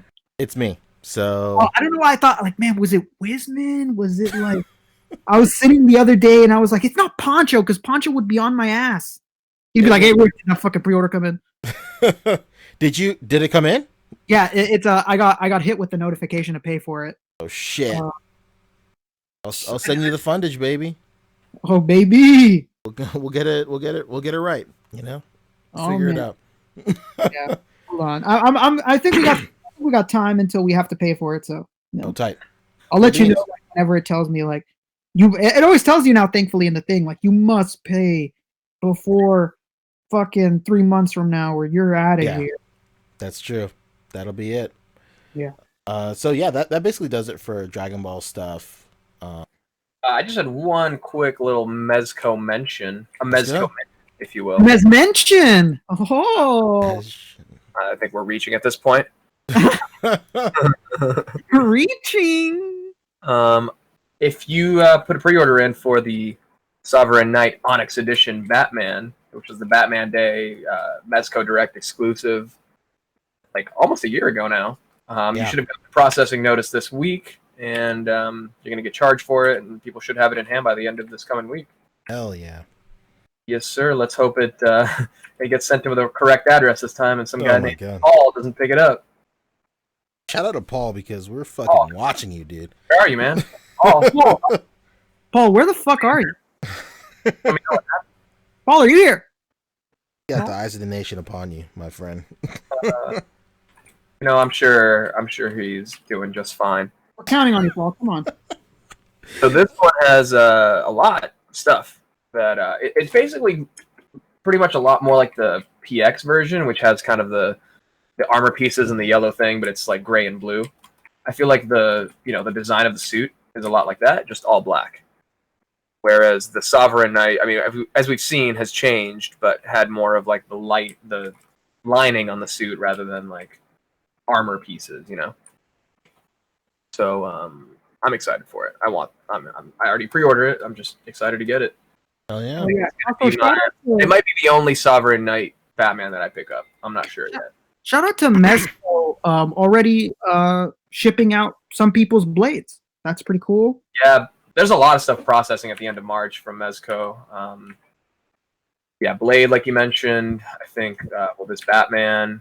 Also, I don't know if anybody else got the email. I think most people pre-ordered from Ami, so I don't think Ami emails like HLJ does, but I got an email from HLJ the other day that their Miles Morales from Mafex was moved from March all the way to August. Whoa! Yeah, that's quite a jump. It's a different figure, right? Yeah, it's a completely different figure, but Jesus Christ, I gotta give him time to grow. Yeah, I was like, okay, well. By comparison, you're actually getting one extra head on this one rather than from the gray version. This one's going to get you the unmasked Bruce Wayne head, which also comes with the PX version. So I think these two are the most similar. It's really what you prefer. the Michael Keaton style look, or the more like 70s comics. Yeah. More like Neil Adams style Batman. That Onyx one looks great. Yeah, that's my go-to. I think I'm gonna pick up the regular version if it starts to become kind of inexpensive down the line, kind of like the regular Sovereign Knight or the regular Ascending Knight. Which one was the one we saw at Toy Fair? That was this one, and then they completely kind of redid the suit. Now it looks kind of bad. Yeah. Or at least it looked like they redid the suit. We can't get a straight word out of Mezco, so we don't know. Sure. You guys get the Gomez pre-order? I did. I got mine in. Yeah. Yeah. I got mine for the July to September shipping. Very cool. I feel like very guilty about that because I got him in like the week I got him was that week I was just like so buried with work. Like it was unreal. Like I had no time to do virtually anything. I would get up at like 7 or I get up at like 6, be at work at 7 and then come home and go to sleep pretty much. And like I got him delivered to my job and then he literally just sat in my car for like probably a week. And then it was only I think last Thursday. No, it wasn't even last Thursday. It was sometime last week that I had time to just take him out of the car and take him out of the box and finally mess with him. He's sick. I love it. Nice. Oh yeah. If I look on Amazon, I can probably find a lot more stuff that's shipping. But yeah, there's a lot of stuff hitting. I think the PX Stealth Iron Man should be out. Jason's out. Latest ship. People in the comments, help me out. I'm struggling. I forget. There's a lot of stuff hitting. Oh, well, we may never know. It's gonna be a mystery at this point. We can move on. I just wanted to slice that in real quick, make sure people know that. Start to get jealous of people that are getting that Batman in. Yeah, that's fine. Okay. What are we doing next? 1,000 Okay. Toys? Cool. Yeah, we'll talk 1,000 Toys. I wanted to slip this little guy in because they recently showed off some more pictures of their Hellboy, and he's looking hella nice. The worst. The worst. Ouch. Get out. Get the fuck out. Leave. Kobe, yeah, I'm leaving.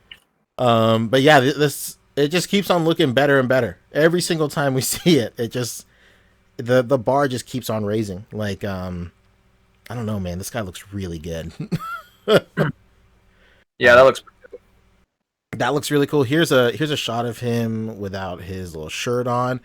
And when I first saw this, I was immediately disappointed because Jesus piece? no, because I saw his shoulders and I was like, "Oh, so we're not going to get any kind of cool like range of movement on this shoulder like Yeah, no butterfly parts. What? This was kind of disappointing." And then they put out this little video of the articulation. Whoa, what? It's That fucking son- crazy.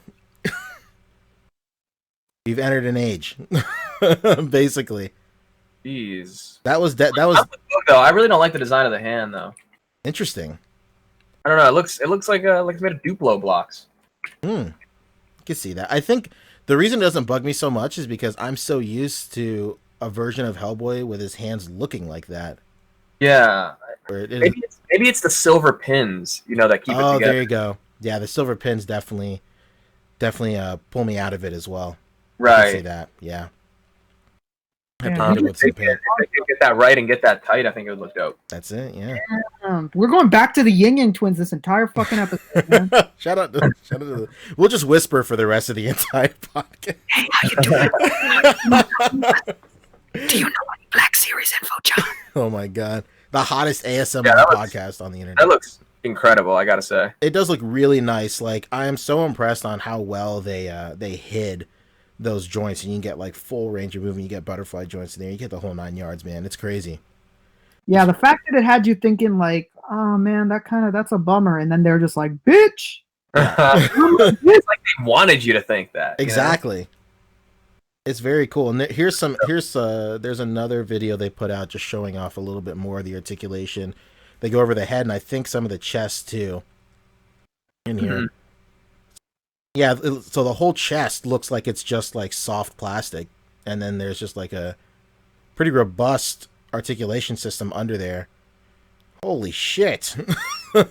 Yeah, son of a bitch. yeah. Look at that movement, man. 1,000 Toys. Never fucking underestimate their engineering and their articulation. Just wow. Yeah, that's exactly what I was thinking. More Because companies really need to do this kind of thing. Just show off the full articulation scheme. And I know they kind of have to do it, being that this is really like a first-time figure. It's not like they're working off an existing buck.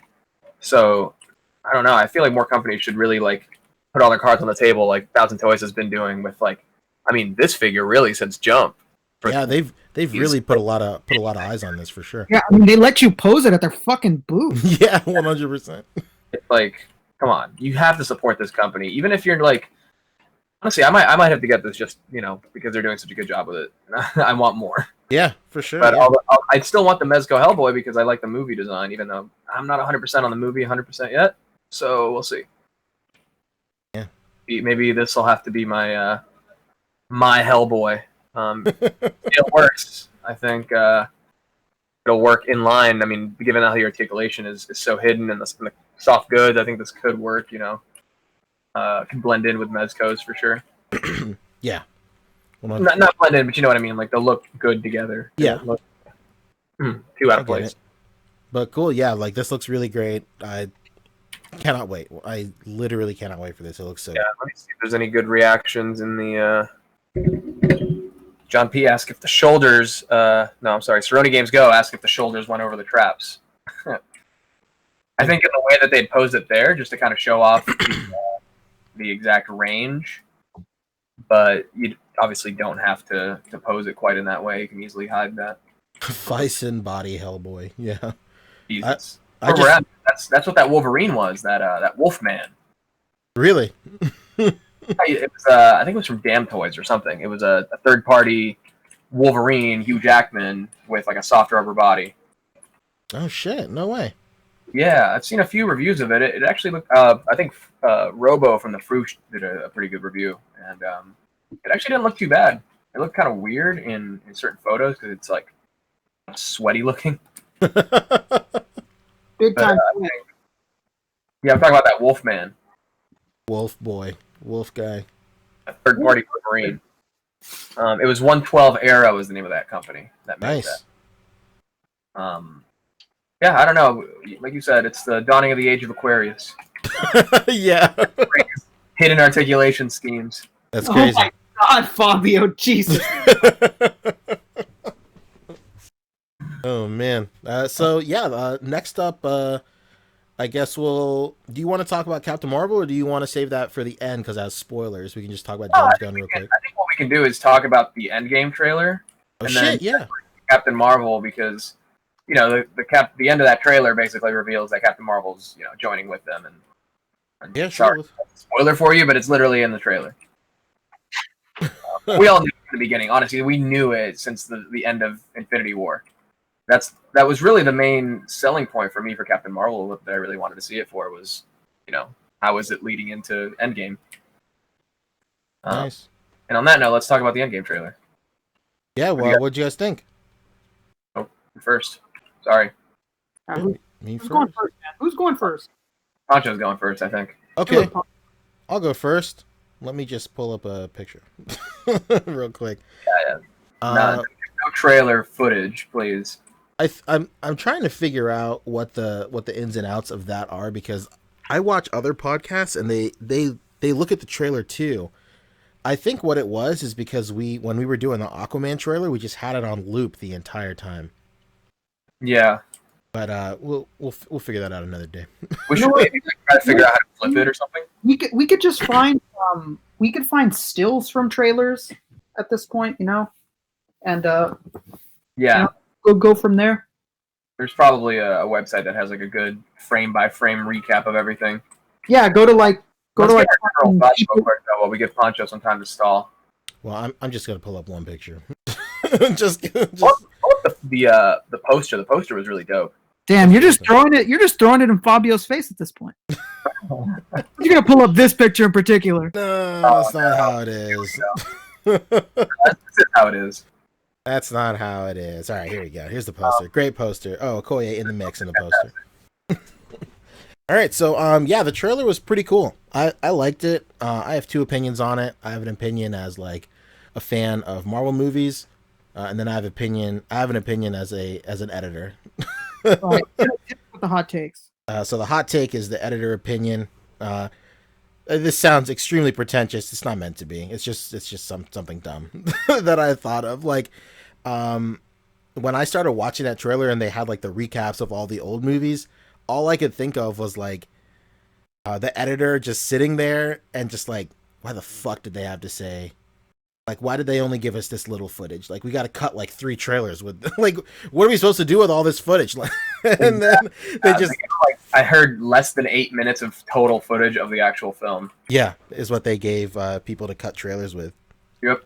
So like, for the first half of the trailer, all I could think of was like the guy just cutting the trailer. Like, I really wish I had more shit to use. That was also the part I did not like about the trailer, because I've never been a fan of like the fan-made YouTube trailers where they make it seem like, you know, it's kind of to fool kids, basically, thinking it's a real trailer and it's just like a recap of old movies and like, Yeah, like when your nephew comes up to you and says like, dude, did you see that new trailer for that movie? And then you watch the trailer and you're like, dude, that's like 7 different movies he was in cut together. Like, that was that one time that Robert Downey Jr. was in James Bond. Like, you know, I'm just making something up, but you know what I mean. Right. Yeah, exactly. No, they'll put in different footage of the same actor from different movies. Yeah, I think if we didn't live in this culture of like so many people doing that all the time and just being just like a decade of being faked out by fake ass trailers, right? Like that would have been extremely more impressive to me. But like just like you, Fabio, I just kept on thinking of like just like fan made YouTube stuff. Yeah, I was like, oh, this kind of looks fan made at this point, and I was like, okay, that's cool, it's whatever. That was basically my only real gripe with the trailer. But it's cool. It looks really nice. Like I really like the overall, like the story they told with the trailer was really cool. Like including those old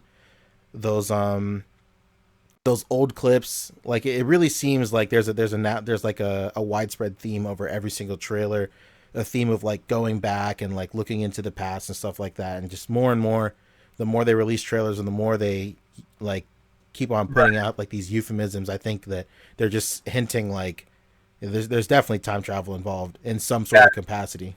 I feel that like they want you to remember these exact moments how they were. Like maybe they'll be exactly different. Yeah, that's exactly it.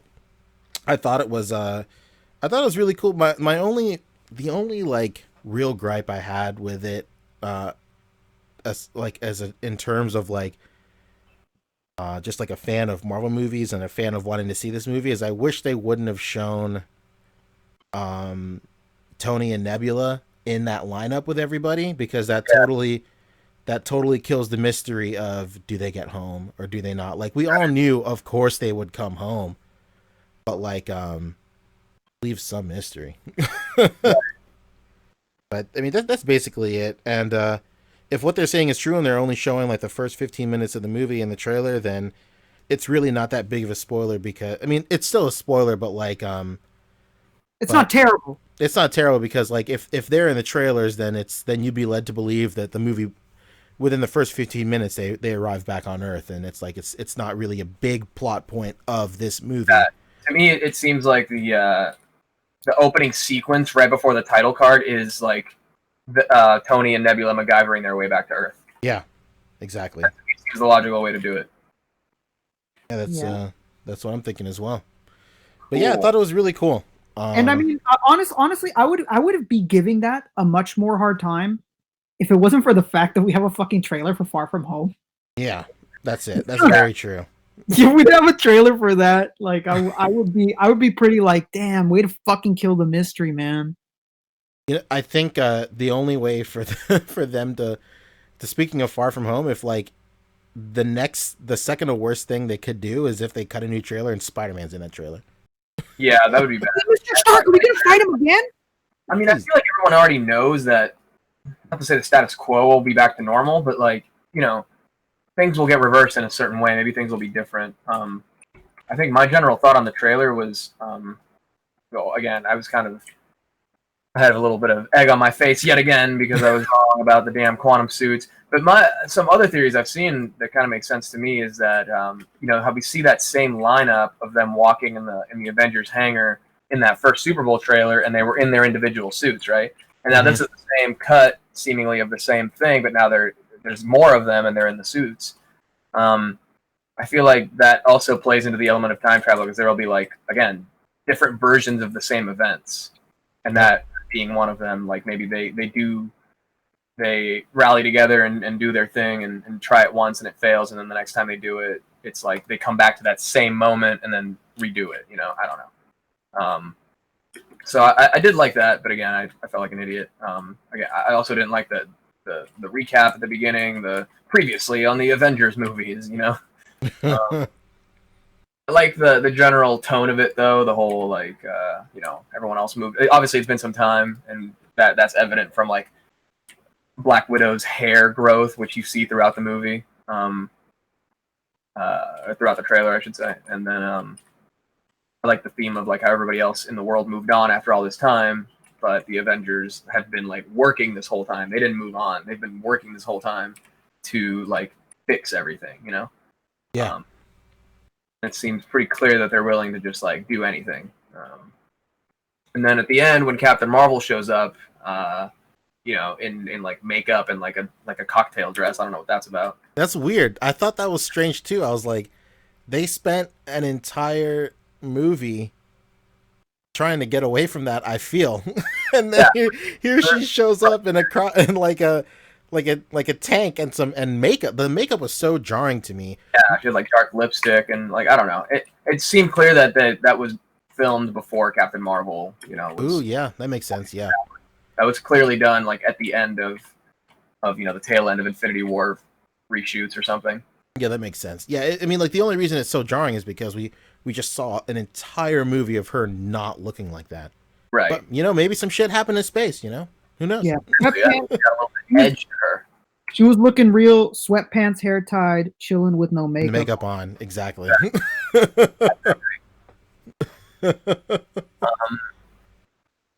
Let's see what else. Let's not get quite into spoilers yet with Captain Marvel, but as far as the rest of this Endgame trailer, I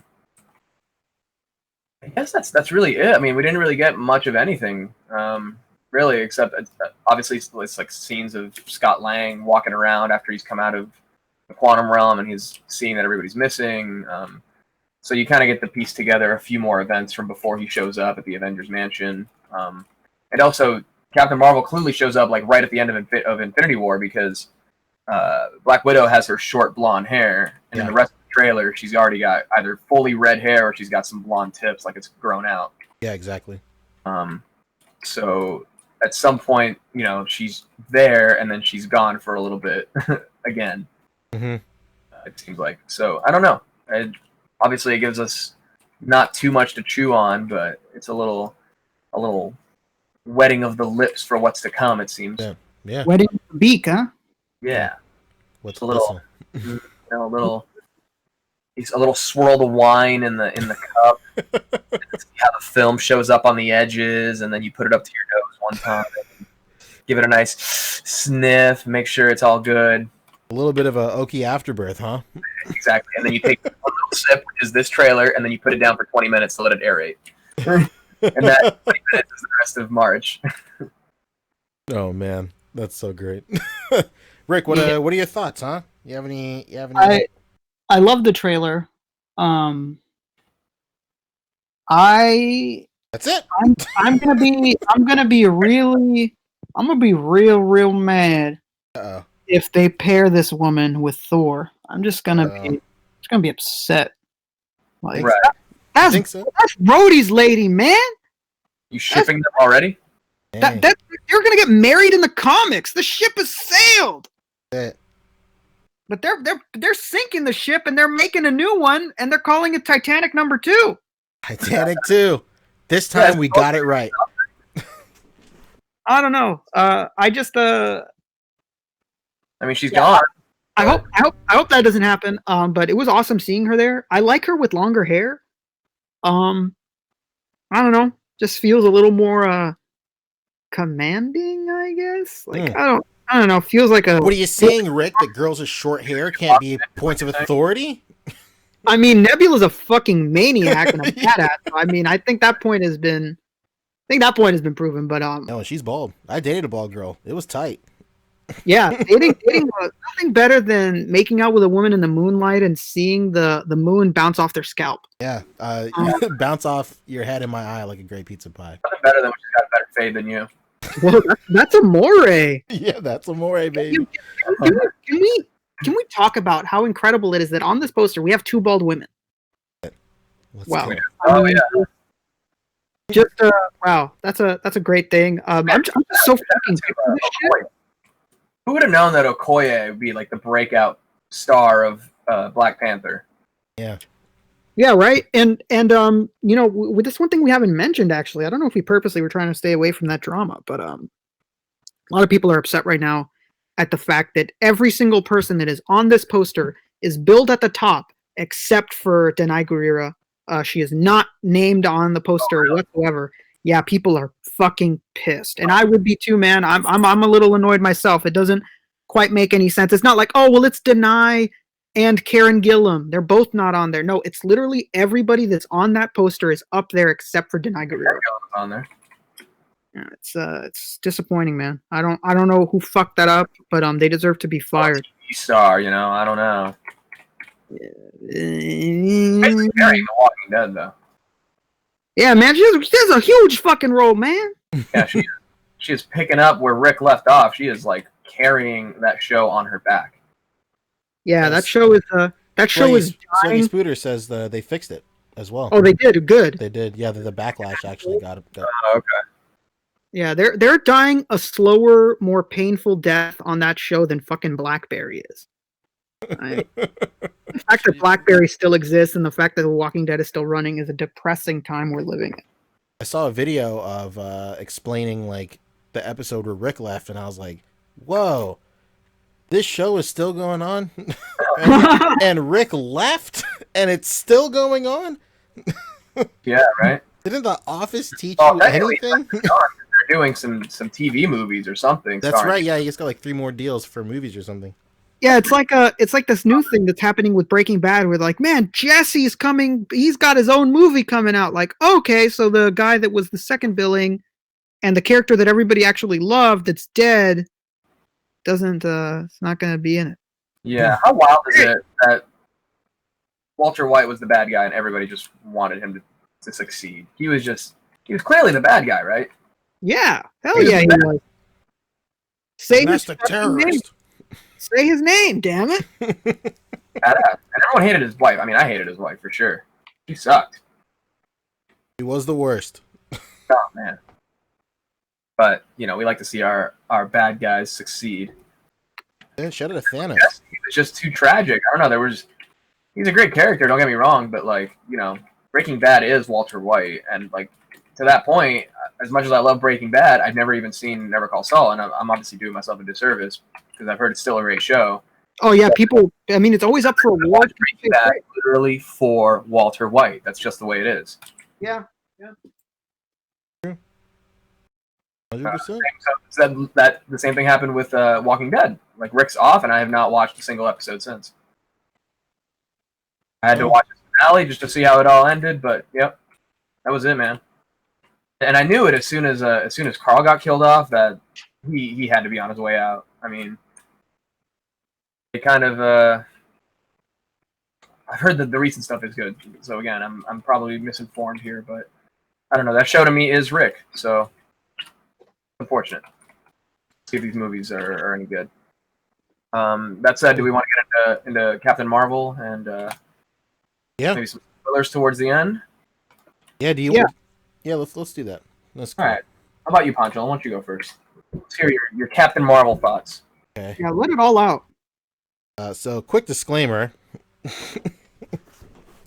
I saw Captain Marvel in a theater where I just don't know. The projector was the darkest projector I've ever seen in my life.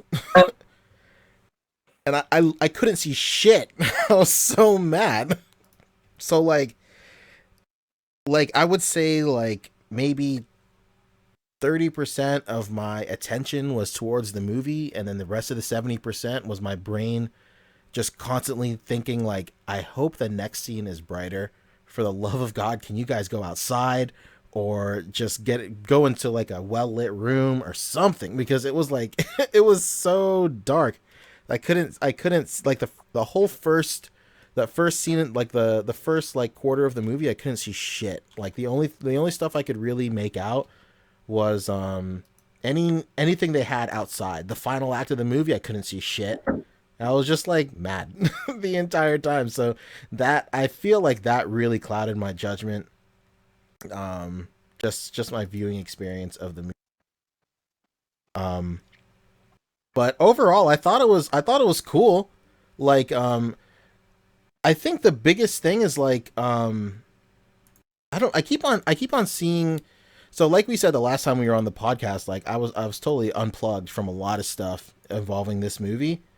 And apparently, like, some people think, like, there was the general consensus was like, a lot of people were thinking that like you had to see this movie, like this is the one movie you have to see before Endgame. I had never heard that ever in my entire life. And it's not. I mean, you don't have to see it before Endgame. Like if like the perfect example is like, I have a friend not super into comics, loves the MCU but not into comics that much. But he was like, yeah, I don't know anything about Captain Marvel. Do I need to see it before Endgame? And I was like, I don't think so. Not really. He's like, well, I was like, but if you're curious about who this character is, and you know, you're gonna see her at Endgame just come up and just start throwing shit out of her hands, and you're clearly going to be confused as to why that is. So I guess check out the movie, and like that's my general consensus. Like, yeah, I felt like it not that I had to see it, but that I probably should, you know. Yeah, I was just gonna say, it's not that you have to see it, but it's that you should, because here's the deal. Kevin Feige has come out and said already that this girl is gonna lead the MCU. So, I mean, when he comes out and says something like that, why wouldn't you watch the movie? Yeah, give it a chance. There's just really no reason not to. Just like I said, what are you gonna do? Just go around all these movies and just kind of wonder, like, who the fuck is this? yeah, You know? Right. Like, that's just what you're gonna end up doing for like.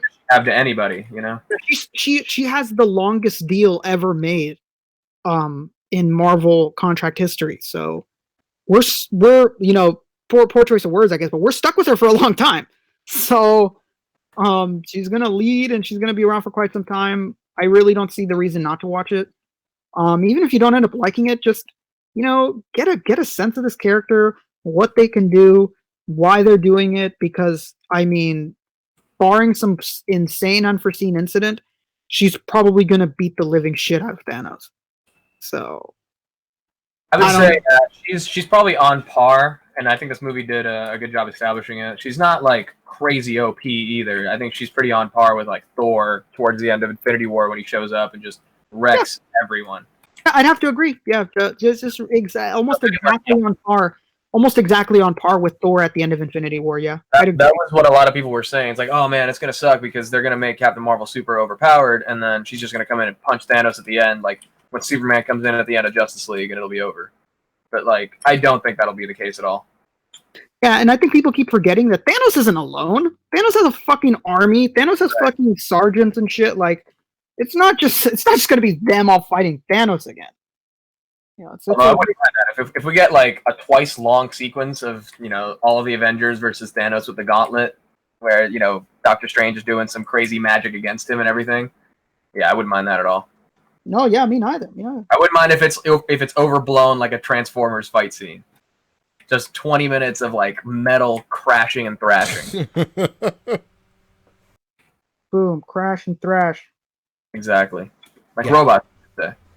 I would say overall, I thought the movie was good. I thought it was a good movie. Like, I really liked I really like the chemistry between her and Samuel L. Like her and Nick Fury's character really meshing together. I thought that was really tight. What I'm really excited for is when she comes back in Endgame and interacting with other people, especially Rhodey, them both being from the Air Force and stuff like that. I'm super excited about that.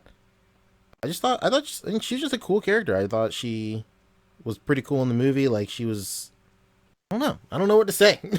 Like it was a cool movie.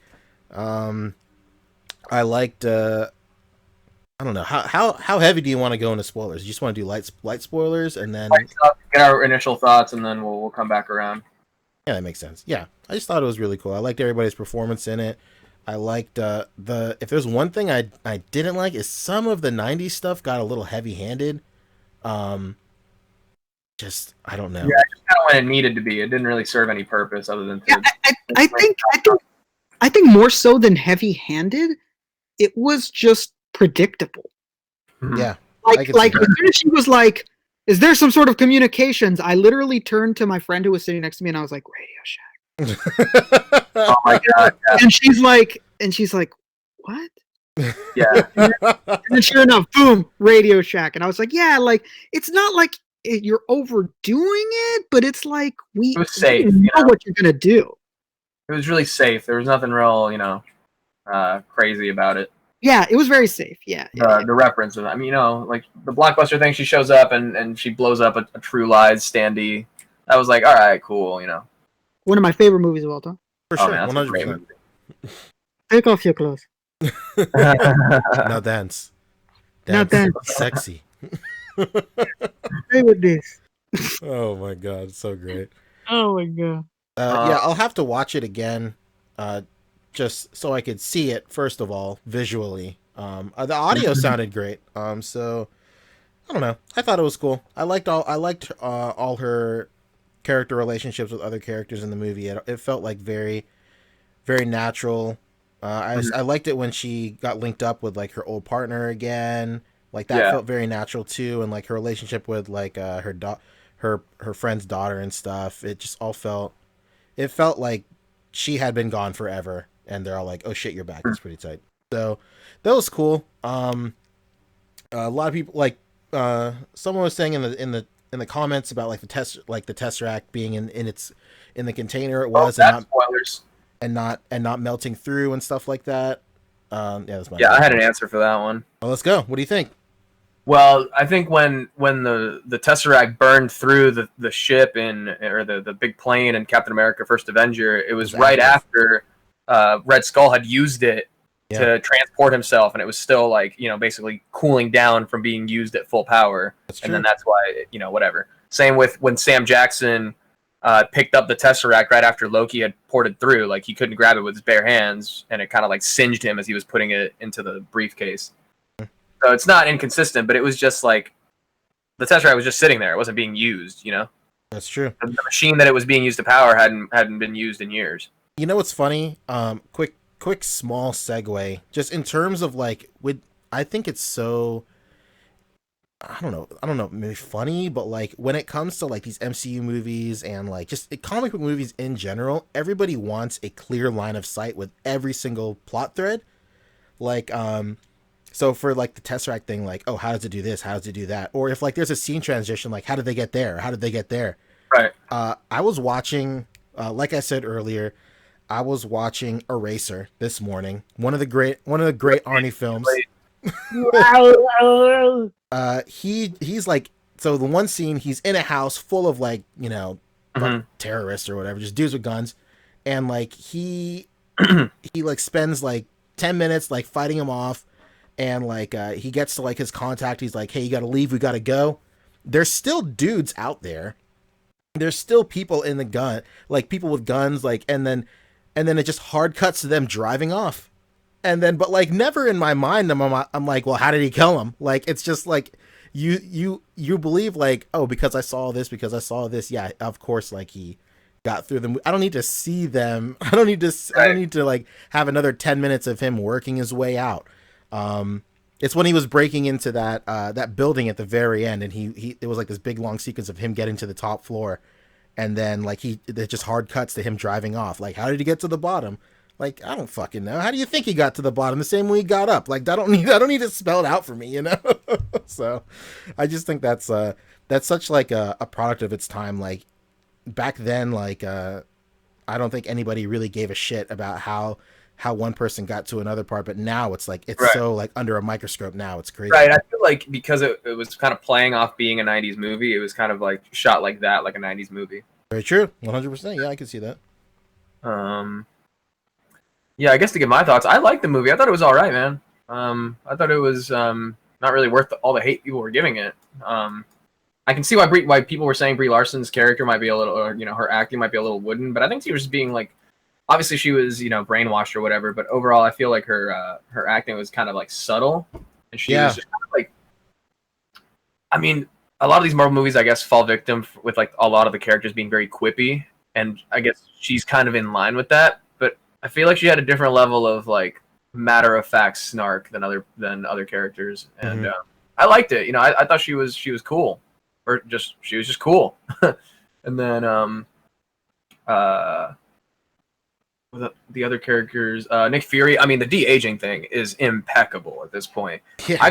I forgot I was looking at a fucking CGI character. Basically, it's insane. I just kind of accepted what I was looking at.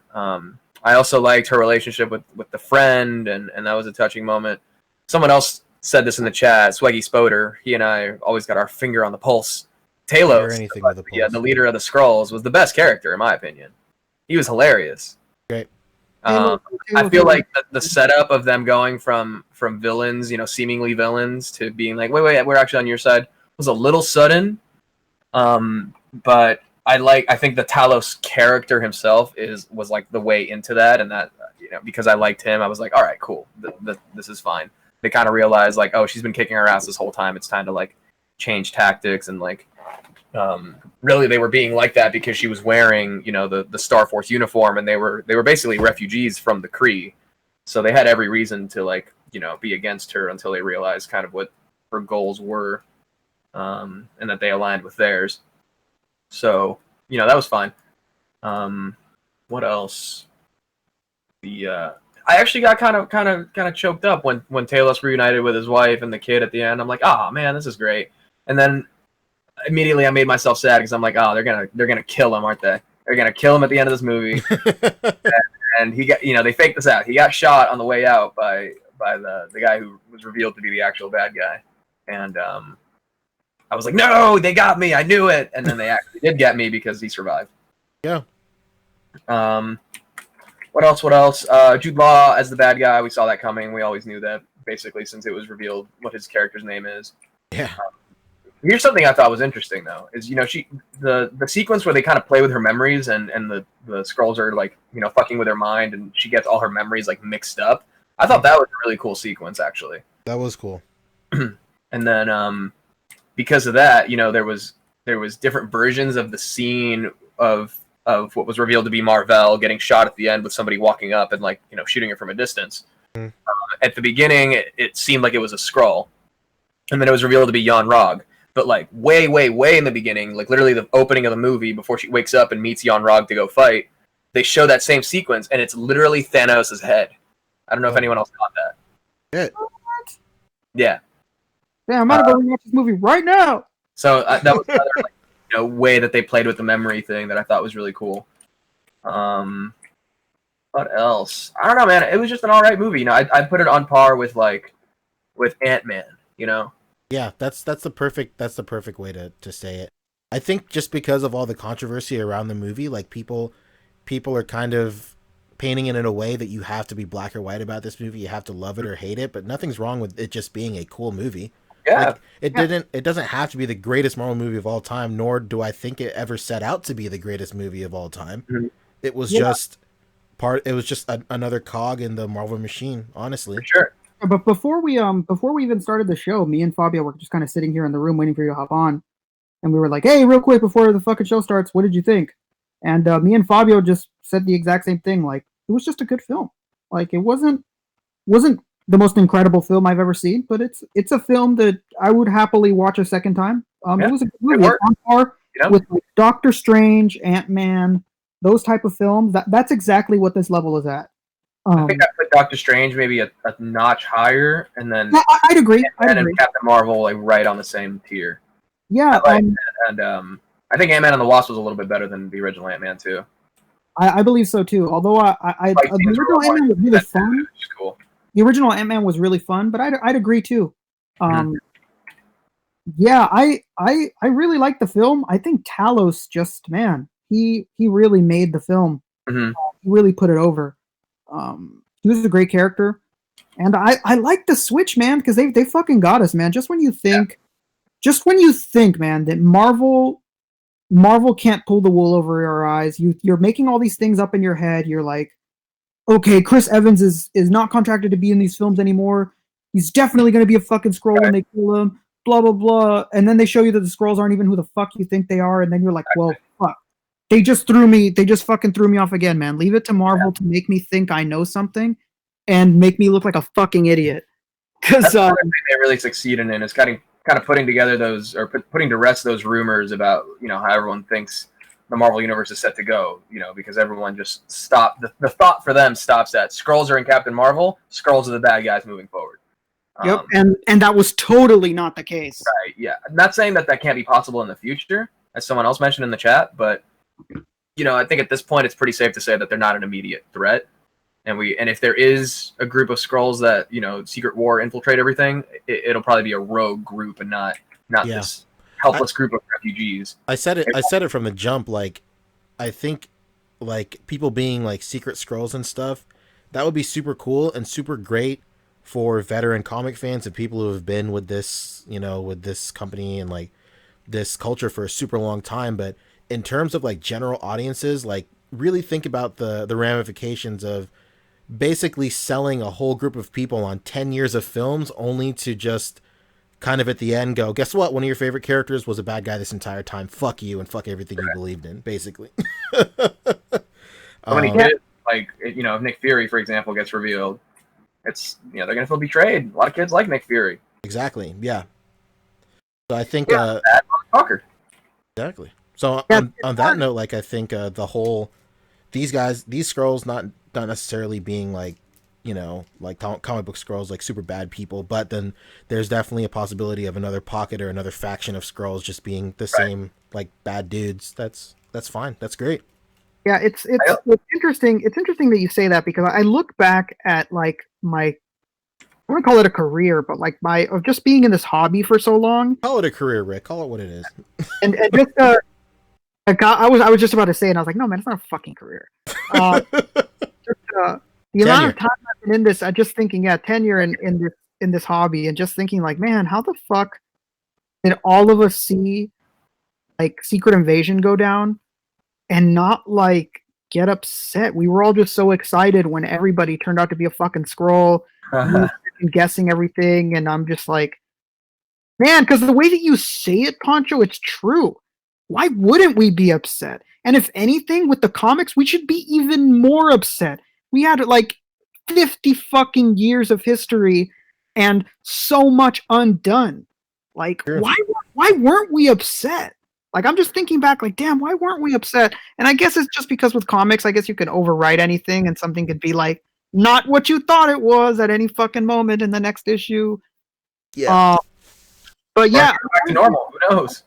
We've had many a conversation between me and John and you and which ones about like our thoughts and our ideas, and I like the idea of going Secret Invasion going onward, but I also completely agreed with what you said, and especially with a character like Tony, who I really loved. The idea of everything Tony had gone through with Tom Holland. And although people hate it, he had great character progression in Iron Man 3. Send the boot away. To undo those things would really, really suck. Yeah, it's just throwing all that character progression away. Yeah, basically. It would be his character progression. What I think is very interesting is because they established that the Skrulls at the end were good people. If we do find out that maybe some B-list characters in the MCU do end up being Skrulls, that kind of takes the sting out of it. Mm-hmm. Because like, instead of it being like, guess what, we were bad people the entire time, it's now, guess what? Hey, we're Skrulls. We're still at our hearts good people, but we're just not human people, basically. And that to Right. me is like less of a fuck you.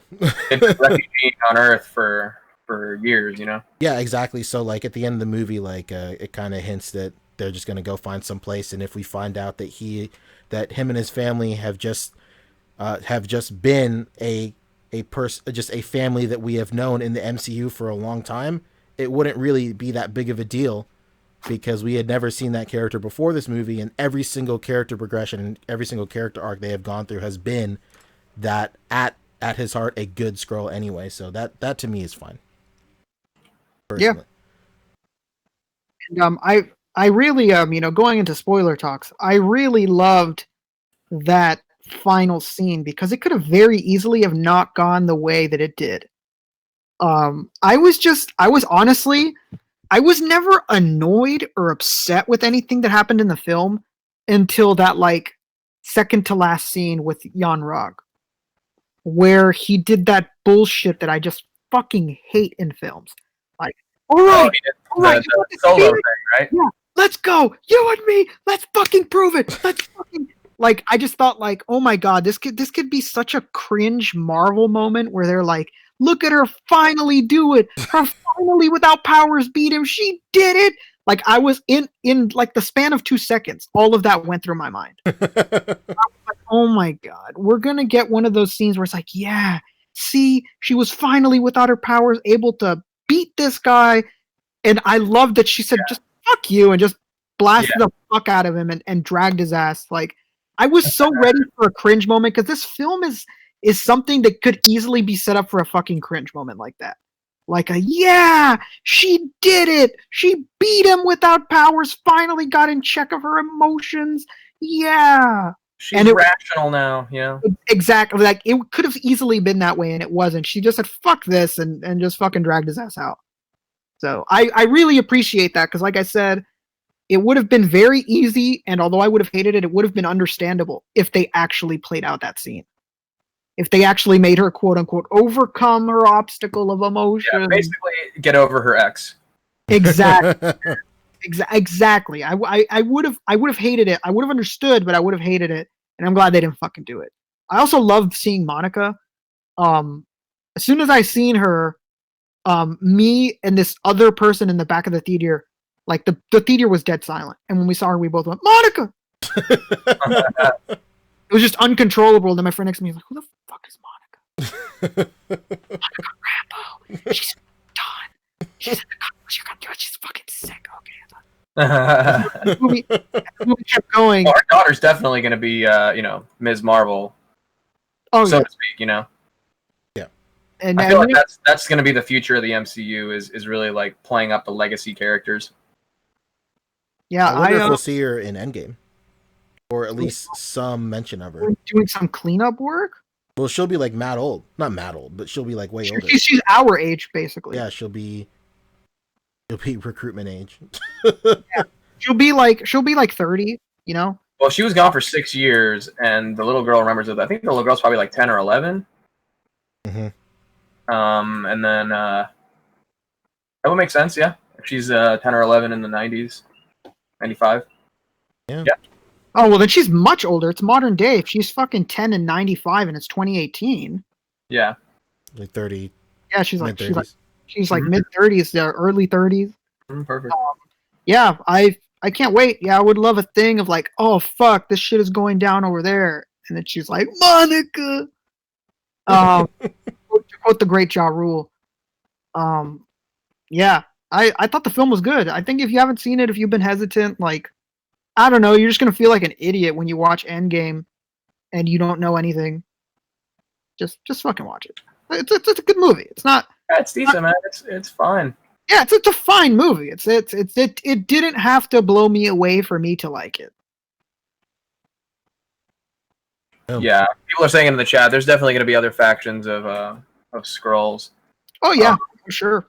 It's just not going to be to the wide scale that we all imagine. Right. Like, it's not going to be like Secret Invasion. In Secret Invasion, we had fucking hundreds of them. I'm assuming it would be like 20 or less. As far as the Supreme Intelligence, I think that was what was a little shaky for me at the beginning. How like right off the bat we're like in a CGI room, like clearly like a green screen room. Like we didn't even ease into it. It's like the second scene. She wakes up from the dream, and then she goes to see the person, and then she fights with Jude Law. And I was, that kind of started off a little shaky for me, but I think it found its footing. Right after, basically when she gets to Earth, they spent more time in space than I thought they would, actually. Kind of showing off the whole first mission. Yeah, I kind of thought that they would cheapen out, and it was going to just be all on Earth. Right. Also, can we talk about the fact that it was awesome, spoiler alert, it was awesome that we saw fucking Coulson back.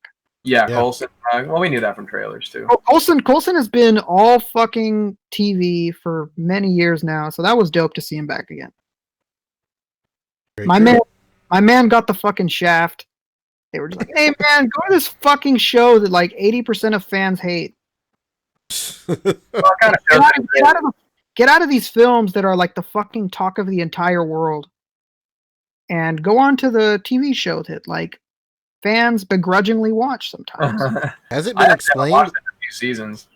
Has it been explained why he does not like just make himself known to like? Absolutely, it has been explained. What's the move? Why not? The explanation is because he was the Avengers' driving force. His death was what united them all together. That's what I thought. Knowing that he's alive would ruin it. It would kill their resolve. Yeah, that made sense like 7 years ago. Yeah, they got over it. Yeah, they're over it now. They don't fucking care if he's still alive. They're just going to be like, oh, fuck, okay, well, another person we thought was dead is actually alive. Cool. I'd love it if he just comes out at the end of Endgame. It's like, oh my god, the snap brought me back, guys. Yeah, dude, I was just about to say the exact same thing. Oh, yeah, that would be such a fucking funny scene. Yeah. Oh, look who it brought back too. I can be in the movies again. I guess we can cancel the show.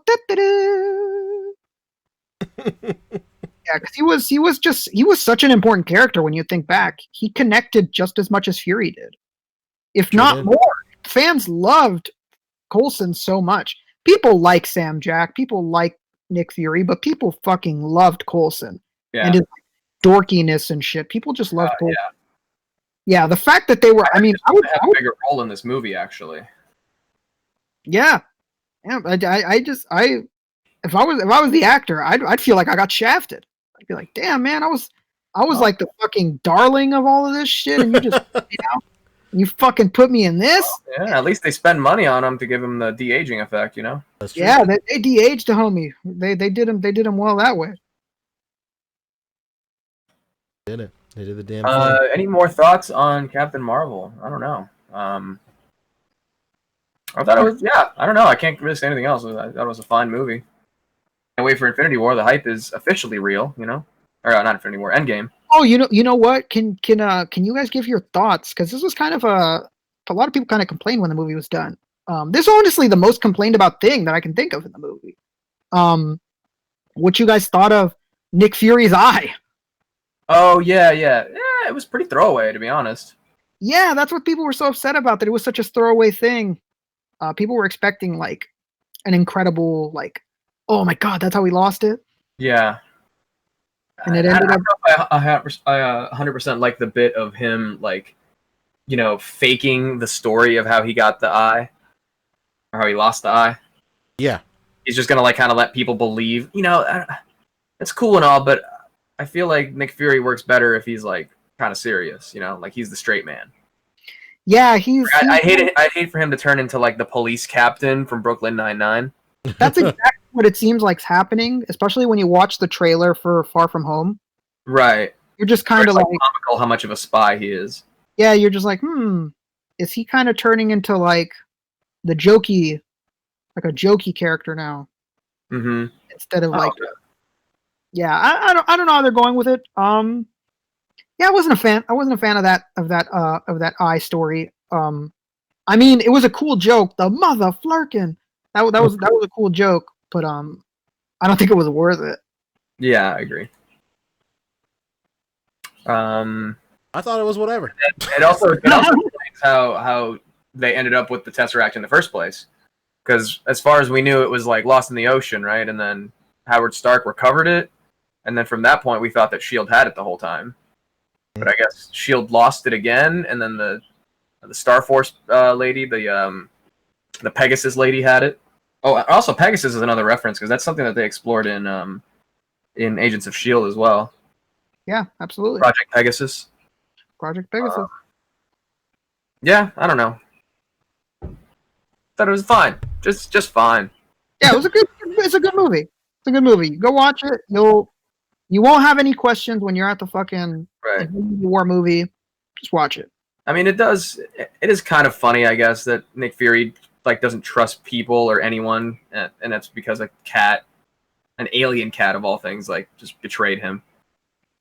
Yeah, That was like the last time he was emotional with someone and making like baby talk noises at the cat. The love of my life turned her back on me, Goose. Yeah, it'll be interesting. They were kind of hinting at a little. It's a part of Shield. They didn't lose it, so. Or they're kind of hinting at a little thing with Monica's mama, and Nick Fury. That was interesting. That could be how we get Nick Fury Jr. Oh my God, Fabio, you're blowing my mind, Frank. I think that's it, right? That's Captain Marvel for you. Yeah, good movie. Go watch it. Don't expect fucking Black Panther levels of movie. It was good. Yeah. That's it. Cool beans. I guess we'll talk more. We'll talk a little bit more about it in the after show next week to get Bug's thoughts, I guess. Mm-hmm. Yeah, we got a episode 100 Bug's thoughts. Captain Marvel. I'm sure. Episode 100. I'm sure he'll have some good hot takes. I bet he hasn't even seen it yet. I thought it was a good movie. I think he did see it. I think he saw. Okay. I think he saw it with his daughter, maybe. We watched it already. All right, cool beans. Let's segue that into some more Marvel Studios talk with a little bit of good news. Give me what I want, gift on the fucking dot. Batista demanded it, and Disney made it happen. James Gunn was reinstated as director of Guardians of the Galaxy Volume 3.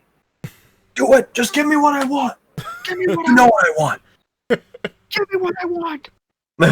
I wanted to get away as far away from you as possible! Give me what I want! Always holding me down. This is James Gunn. What's the context of this actually in the WWE universe? Can we talk about that real quick? Yeah, so Batista came back unexpectedly at Ric Flair's 70th birthday celebration. Woo! And Ric Flair did not appear at his own celebration, so the cameraman went backstage. The cameraman was dragged to his dressing room, and out from the dressing room emerged Batista dragging Ric Flair out, and then pulling the camera up to address Triple H, saying that he's back to hurt the people he loves until he gives him what he wants, which he did this Monday on Raw, when he came out and he said, "Give me what I want" a bunch of times until Triple H was just like, "All right, we'll fight at WrestleMania." And like I think even Triple H had like a smirk the entire time, like, "Oh my God, I'm trying not to laugh." Yeah, he was about to break for sure. I mean, this is the first time Batista's been out in front of the WWE universe in like, I don't know, almost 10 years, right? Yeah, forever. Like that's why it was so jarring to me, because I was like, how old is this shit? Like he looks like current, but like I don't know. He hasn't been here forever. You remember the last time he came back and like everybody fucking hated it? Oh yeah. It's happening all over again. Right before WrestleMania 30. Yeah, right before WrestleMania 30. It's fucking happening all over again. No, I think this is fine because he's not really taking a spot from anyone. It's the I think the Triple H match has become the Undertaker match at WrestleMania. Honestly, if it wasn't for the "give me what I want," I think fans would have been annoyed. Yeah. But this is so funny that like this is going to be the new WWE gift for like at least a year. Right. So the fans are going to be okay. In fact, they're going to chant "give me what I want" every single fucking match he has. Yeah, for sure. Give me what I want. Give me what I want. Yeah, exactly. It's gonna be dope. It worked out in the end. He looked like a goof, but it fucking worked out because now this fucker has his own chant. Like it's gonna work. It's gonna be good. Like I'm gonna watch his match just for the "give me what I want" chant. If it doesn't happen, I will be sad. Yeah. Oh my God. If they don't do a "give me what I want" chant, I'm gonna fucking riot. Yeah. This is fucking hilarious. Yeah, speaking of getting what he wants. That's not what I want! Oh boy, you know what? What do you guys think? James Gunn being back. You know, I think it's good, man. I think I had the kind of the hot take on this when it first happened because I felt that, you know, although his tweets are, you know, really fucked up and they're not particularly great jokes if that's how you want to call them too. It's just like, you know, whatever. It's just shit that a dude, like edgy shit that a dude says on the internet. It's like nothing I'm a stranger to. However, more conservative people are like, you need to remove this pedophile from anything associated with children, Disney. So I feel like the knee-jerk reaction, you know, and this also kind of came on the hot heels of a lot of like other people getting taken down over old tweets on Twitter. He was certainly one of the first big ones that had big ramifications. And I think at that moment, the thing to do was to just remove people from those positions when shit like that came up. And in doing that, the new like PC thing to do is to not be a dick about people's old tweets and just kind of like, whatever, this isn't the person we work with now. You know, like basically enough time has passed that we're sick of seeing people getting taken down over old tweets.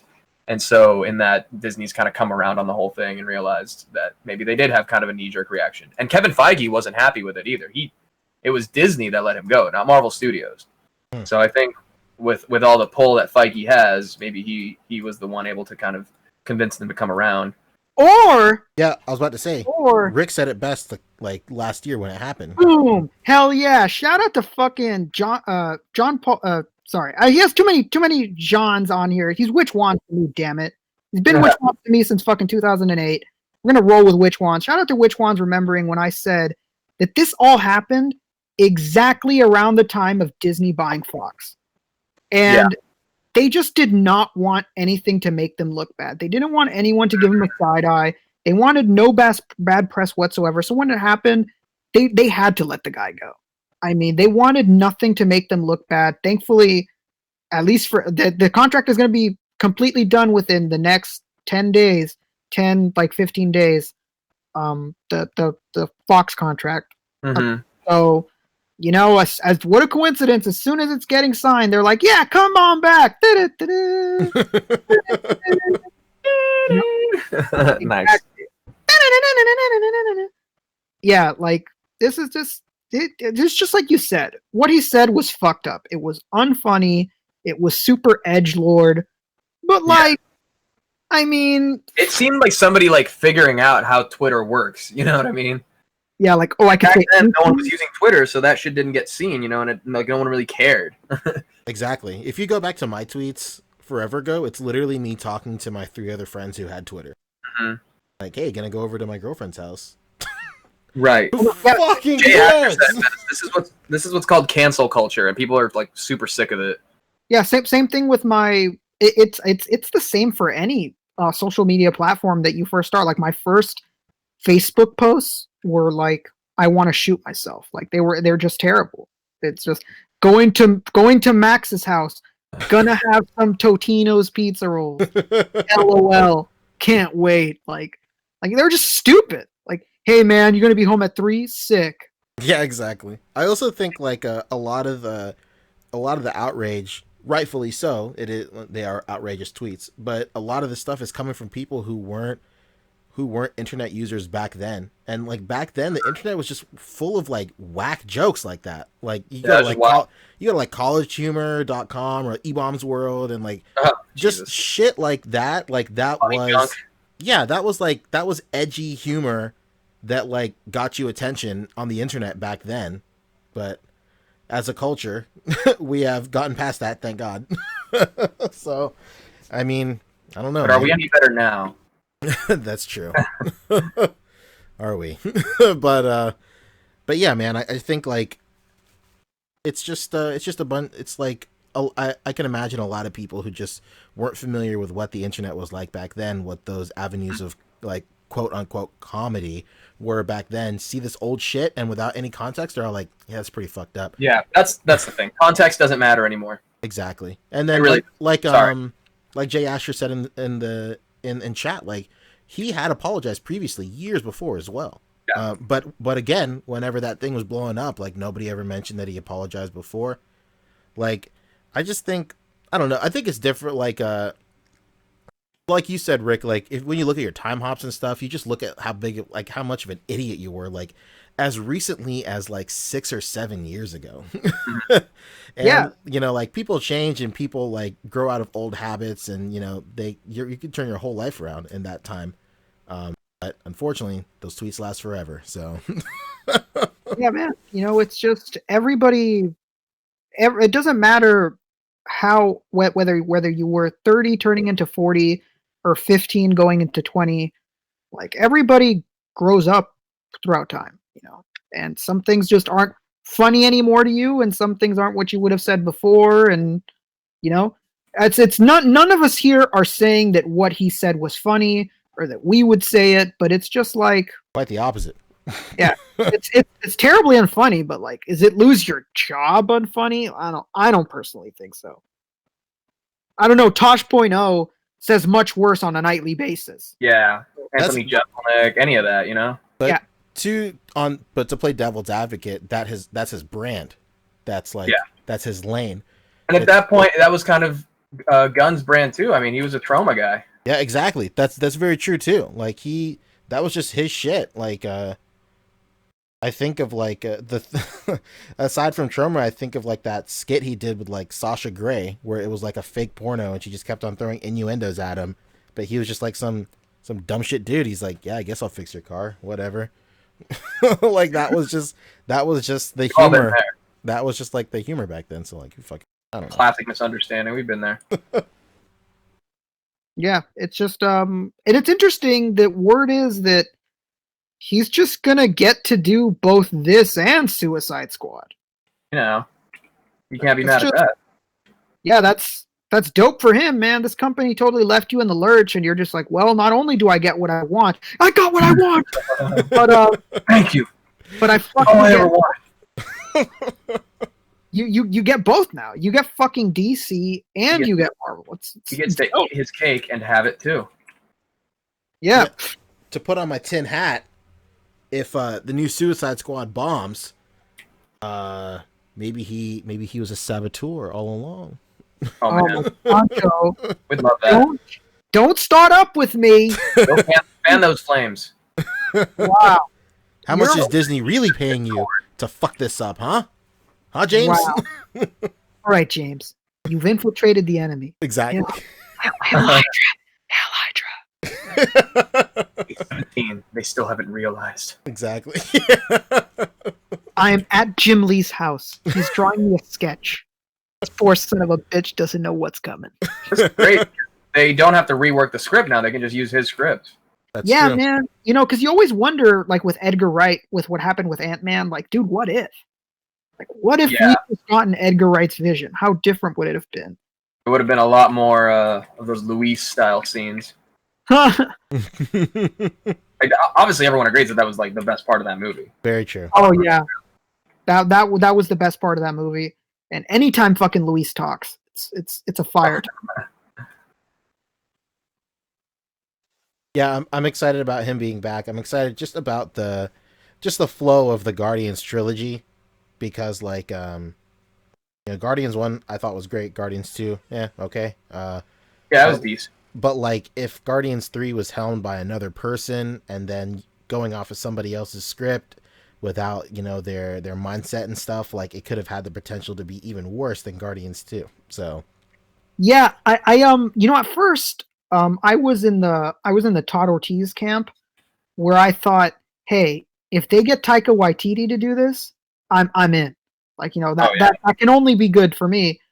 And then when Taika Waititi came out and he was like, dude, James Gunn is a good friend, we're not fucking doing his film, I was like, fuck, okay then, I don't want this movie no more. And because just like you said, it could just go wrong so quickly, so easily. It can get fucked up. So I'm glad he's back, man. Like you, I wasn't the biggest fan of the second Guardians. I thought it was okay. So I'm happy that he's back. I wouldn't want anybody else doing it if it wasn't Taika. For sure. Guess that's it. Yeah, let's see what the chat thinks. Are we happy that James Gunn is coming back? Yeah, let us know, Chad. Do you guys think that we're like totally off base? You guys like, man, fuck James Gunn and his Suicide Squad. You as mad as I am that pedophile on Twitter was directing a children's movie? I think what's great about it too is that basically means that Guardians 3 is out of indefinite hold. Very true. Because they kind of put it on the back burner, and we didn't know what was going to happen. So now it's for sure happening, and our boy back. Yo, I don't think we ever mentioned, kind of a baby segue. I don't think we mentioned it because last week we weren't on. Yeah, we didn't mention it. Will Smith is totally out of Suicide Squad too. That's right. Yeah, dude. And what Idris Elba's in. Yeah, Idris Elba has just fucking taken a slot. What a fucking move by the Brit. A big Brits. The big Brits. I hope this son of a bitch keeps that British accent. I like his accent. It's a very like street, like British accent. I like it. Oh man, kind of guy who calls everybody bro. Time is Luther. God, he is so good in Luther. Yeah, I love Idris Elba. I'm all about this fucking move. It just makes me wonder, like, damn, why wasn't he Deadshot before? I was not into this movie until James Gunn was attached, and then I was like, okay, this could be cool. Yeah. And then I saw Idris Elba, and I was like, okay, hold the fuck up. This could be really cool. Hold on. And that's coming from someone who hated the first one. I fucking hate it. Yeah, we're some sort of Suicide Squad, huh? They're going to give him the title of the movie in one of his lines, and he's not even going to come back. He is the franchise at this point. Man, that Aladdin money's got him feeling real loyal. That's very true. I'm feeling real loyal. We'll talk about that in a second. Will Smith play in the MCU? Could he play in the MCU? Yeah, who would you like to see him play? If anyone. I don't know. Interesting. Fuck it, let's cast him as an alien. Because the new Genie CGI is looking pretty good on Will. Hey man, guess what? Kree, they're blue. Yo, whoa, keep it blue. Oh my god, he just blew himself. This is the fucking move, my guy. I'm with it. We gotta keep Will Smith bluing himself. That's it. Okay, so yeah, I guess that's it for the main show.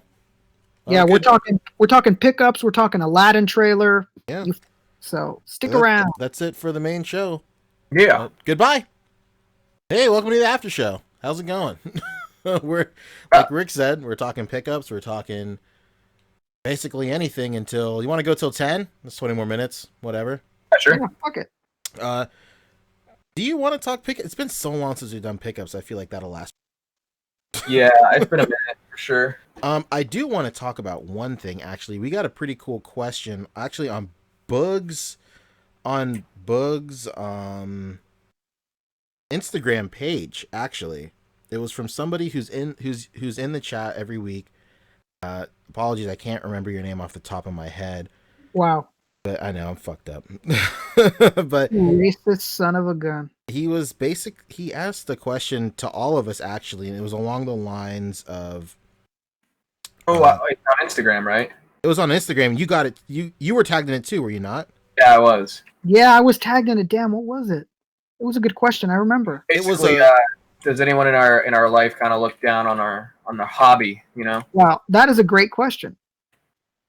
Yeah, that was basically like, do any of your loved ones, like your family, basically look down on what you do?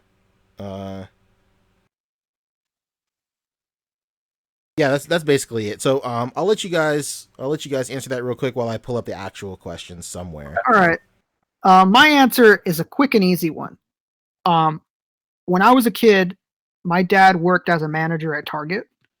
And because he was a manager at Target, guess what? I had every fucking toy you could imagine.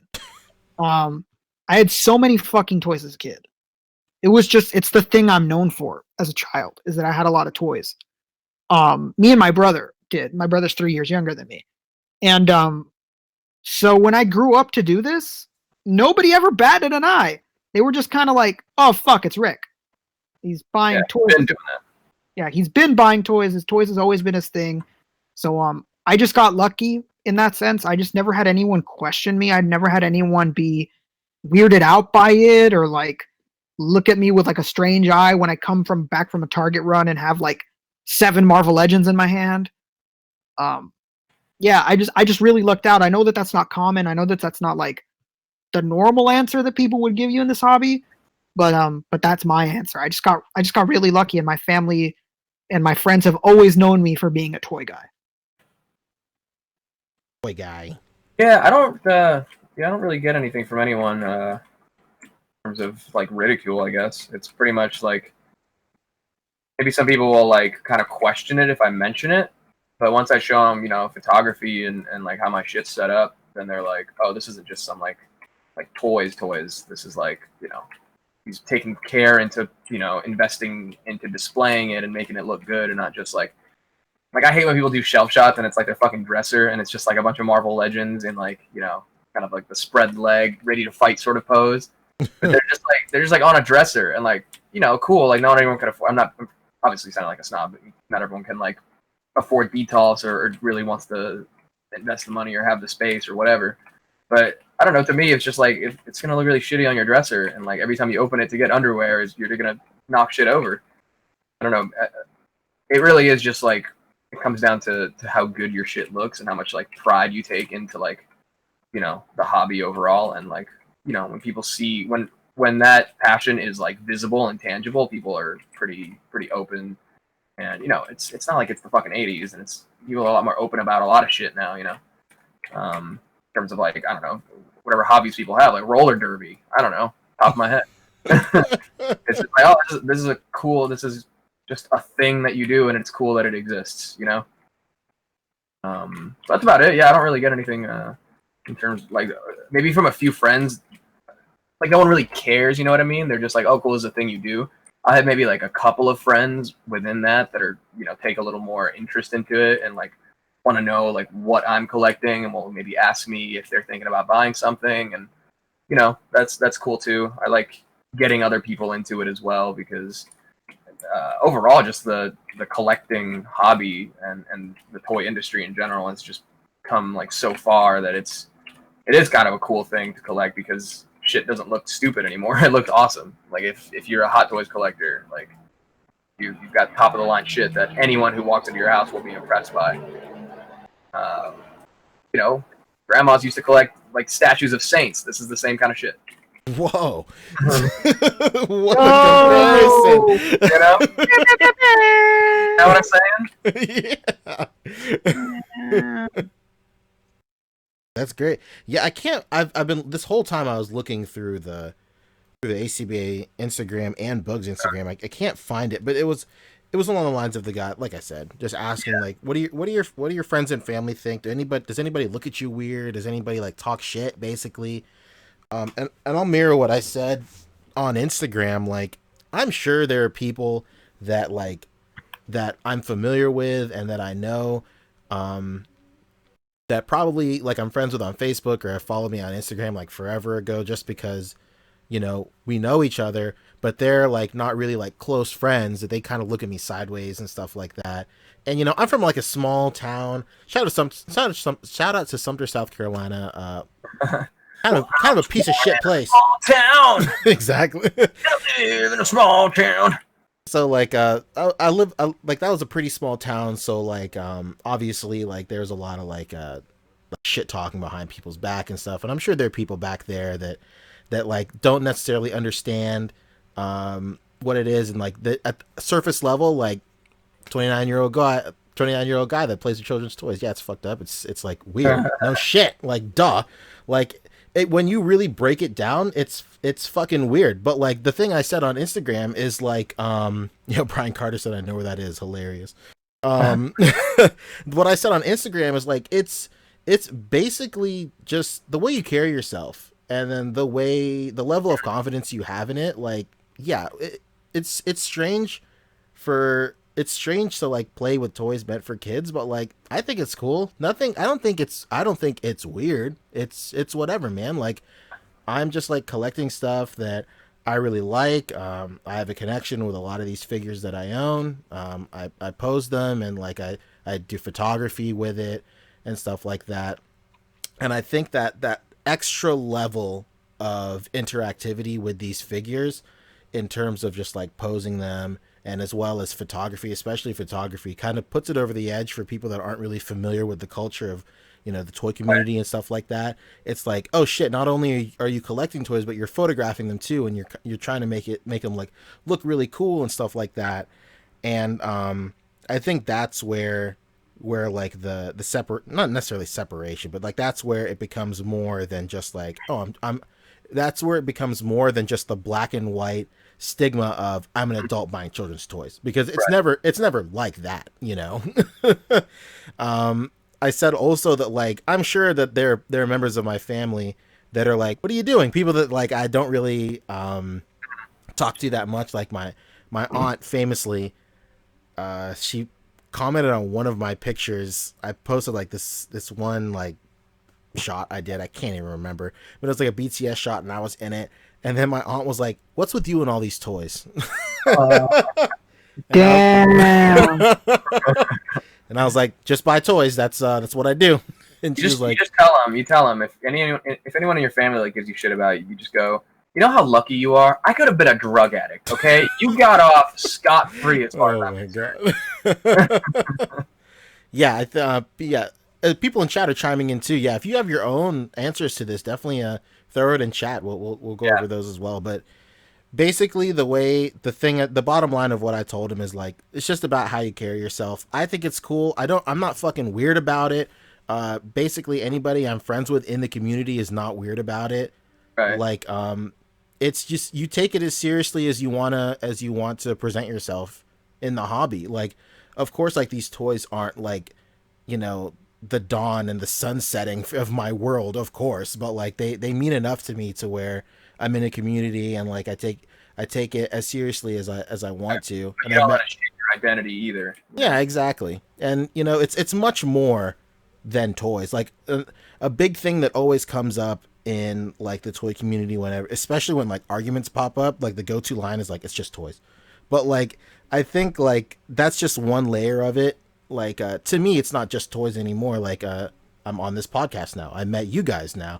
Like I've met like Boog in real life. We've chopped it up. We've like literally a year ago from like this weekend.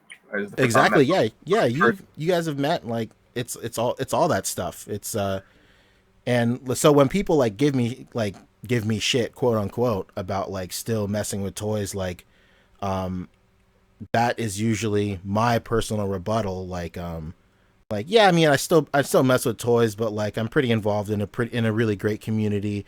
I've met like people I consider like actual friends and stuff like that. And even though even though people listening right now aren't, it's not the same boat necessarily where they're on a podcast and stuff like that. But you guys are in our community as well, and I'd be hard pressed to say that you guys haven't met some really great friends that you guys have started off just talking about toys, but continue to talk about your life and your family and your friends, and you guys just become real great friends. So that's a really great part of the community, and I think we'll talk a lot more about that too next week too, because we have a pretty beefy show in terms of just like everything. Yeah. And speaking of the next show, Brian Carter wanted to know if we're going to do the Discord challenge, and I think we'll be saving all that for next week for the revamp. Yeah, I can show it off. Well, no, and Discord's not open up, so I won't.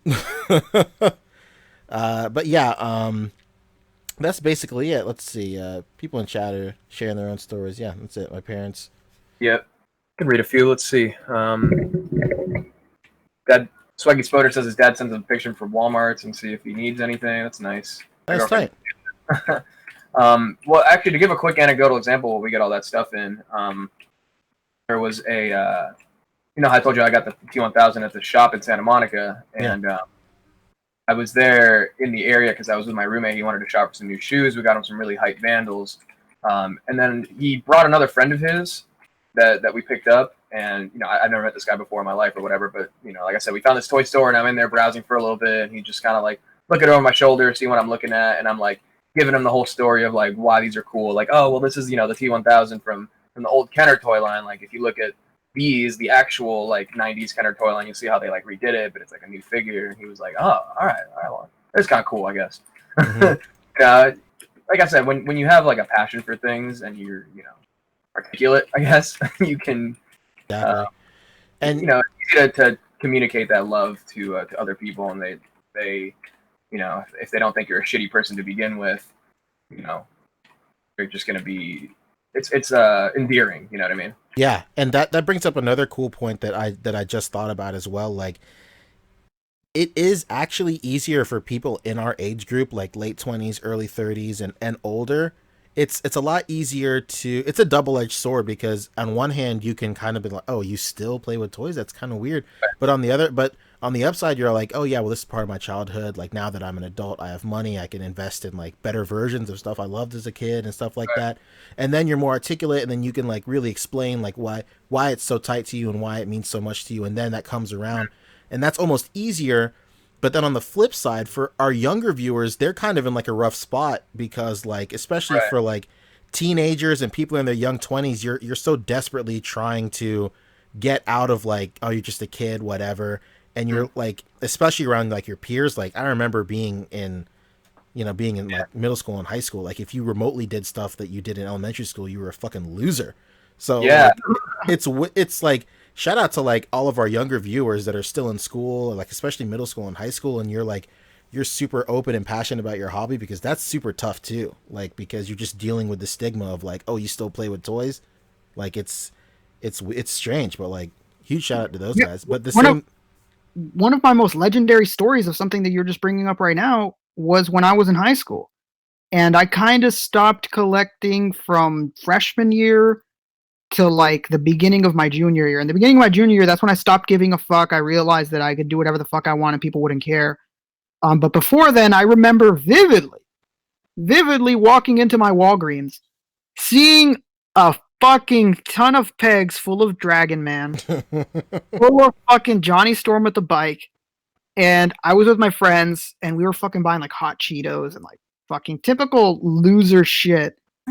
Red Bull and hot Cheetos, and I look at this Dragon Man, and I'm like, look at this fucking name, and we're all like, Dragon Man, what a fucking imaginative name. Oh, fucking Dragon Man.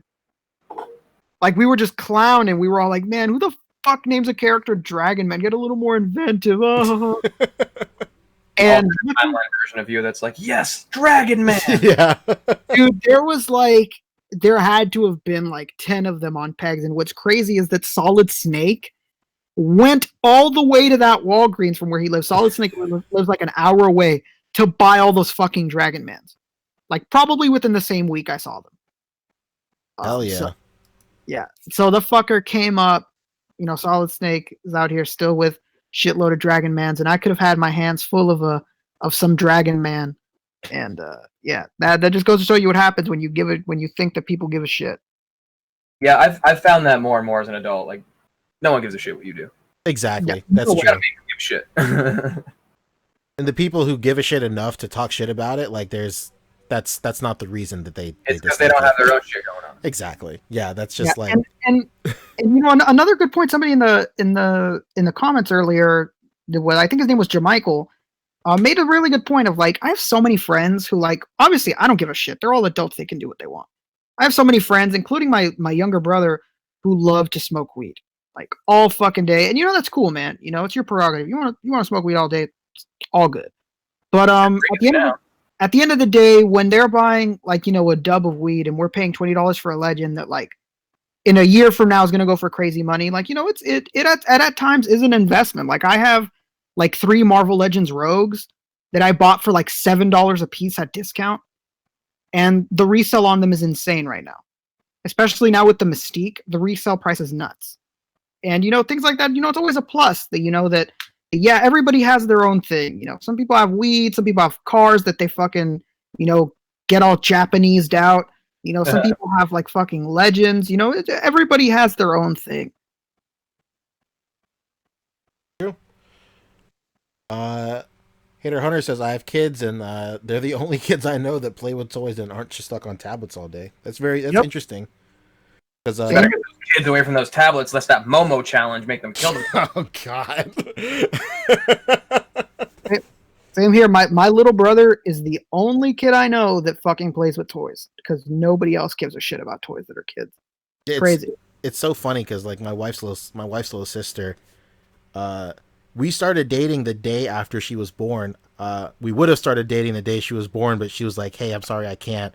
My stepmom's giving birth," and I was like, "I bet she fucking is, huh?" You could have just said no, but then turns out it was true. So like when she was old enough to like really appreciate like Christmas gifts and stuff, I would like buy her toys, but like that was the only like child I really knew, so I was like totally unplugged and like I sound so fucking old. I was totally unplugged in like what little kids liked, and I was buying her like fucking toys and shit, and then like she just cared about like her tablet and like her iPad and stuff, and I was like, tight. Well, check out the Spider-Man camera I bought her, and then I bought you, and she was like, "Oh, well, this is pretty cool." So yeah, that's pretty interesting. That's pretty funny. Yeah, a lot of people in chat are just saying like, they don't really give a shit what people think. Hell yeah, that's the energy to give off, man. Just worry about your own mental health and your own happiness and what makes you enjoy your hobby. At the end of the day, like, what does one person who thinks that you're weird, like, what does their opinion really matter? What does it really matter, honestly? I remember I came back like when I was like starting to get back into figures really heavily. That was around the time of like when like those weird like auction shows were going on, and like that was like big shit, and everybody was all like, "Oh man, there might be Nintendo games in my closet that can pay for my tuition," and just dumb shit like that. And like I would post all the time about all the toys I get, and like I would open them and post them, obviously.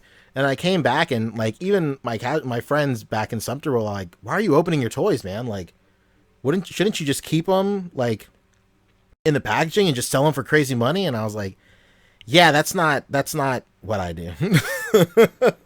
Yeah, my family always tells me the same things. Like, what are you gonna? That's like the only thing they ever question me on. Like, do you ever plan on selling them? I was like, no, but if I wanted to, I could. Yeah. Like, and most of the time, them being in package is really not a big deal. Yeah, and it's just whatever at this point. Yeah, I sold just like a few weeks ago. I sold an extra opened San Diego Comic-Con Gohan that I had. I sold it for like $200. It was opened. Yeah, it goes for mad money. Yeah, at a certain point, people don't give a shit, man. Yeah, if a figure is worth money, people don't fucking care. Like, no offense to anybody that collects stuff that's kind of more vintage, but like stuff from the 70s and the 80s. But in the modern era of collecting, nobody cares. Yeah, in sure. In the vintage, I get it. You're trying to preserve the past, and you're trying to hold on to nostalgia, but nobody's fucking holding out to Irwin nostalgia. Okay, people don't care that. People don't fucking care that their STCC Gohan is open. Like they're just gonna take it. Hell yeah. That's it. Yeah, that's it. You guys want to do plugs real quick and get out of here? No. All right, then. See you guys later. They know where to find us. Our stuff's gonna be in the chat in the description below. But they call me Colonel Crackers. Follow me on Instagram. Follow me on subscribe on YouTube here. Join the Discord more than anything. Join us on Reddit. All the links for that are down below as well. Reddit is popping off, but we need some more people to contribute. We can't have the same people dominating the whole page. There's room for everybody. Oh yeah. Thanks for joining us. Who else has got plugs? Rick, what kind of shoes? What's happening in the shoe game? Oh world? Man, really hot topic right now. Their Game of Thrones is about to do a collaboration with Adidas. Jesus Christ! And I gotta fucking own those Lannisters at all costs. I need the Night's Watch. I need the Lannisters. If you got the plug on the Lannisters and the Night's Watch, let me know. Besides that, you can always follow me on Instagram, RickDom2345. I'm still contemplating just making a separate fucking toy related Instagram. That's what I did. Yeah, I just think that's what I'm gonna have to do. Because I just feel like nobody that follows me on my current Instagram gives a shit about toys. Like the most response that I get is like when it's fucking filled with Supreme. Like Supreme and Jordans and shit. So like I think I'm gonna make a separate one. But for now, follow me on there. You never know what I'll post. I do thrift finds and shit like that. Just the other day, I found an incredible Teenage Mutant Ninja Turtles suitcase. Whoa. Yeah, that was really rare, and it was funny. My sister's husband is like in the cannabis business, like he owns like multiple cannabis clubs, and he was like, "Hey man, if you find more of these, let me know so I can put my bongs in them." He was like, "Yeah, I'll cut out the styrofoam, and this will be dope. Like I'll just fucking carry my bong in all these like old school suitcases." I was like, "Man, I think I just found a new business." That guy. Oh my gosh, I'm jelly. Yeah, I think I have those thoughts. Yeah. That was funny, man. He was looking that shit up and down, and he was like, "Yeah, man, we could totally make this a bong holder." Put your feet in there too. Yeah, exactly. Oh, good. Acha, tell us where we can find you. You're so hard to find, you know? I know. You're off the grid here. Yeah. You can find me everywhere, basically. On Instagram is where I'm the most active. I was a little incommunicado for a while just because work was so hectic for a while. I was going out of town a lot. It sucked. So I just unfortunately I wasn't able to get to a lot of people's messages as soon as I could have. But I'm back on top of everything. So you can find me on Instagram at Poncheesy. YouTube, I'm on Poncheesy. I'm at Poncheesy as well. I'm trying to put out a new episode of Posing Ain't Easy about 3D printing. Just have to film like just the structure of it, just me talking about it. But like I have a bunch of B-roll of just weird 3D prints just coming out of the vat. So I figured that'd be a cool episode to do. I'm still doing aura stuff on Instagram. I'm super stoked because a lot of people have been getting their auras this week. And I'm continuously shipping them out as well. So if you got one of my auras, be sure to tag me on Instagram, then I'll like put it on my story and whatever.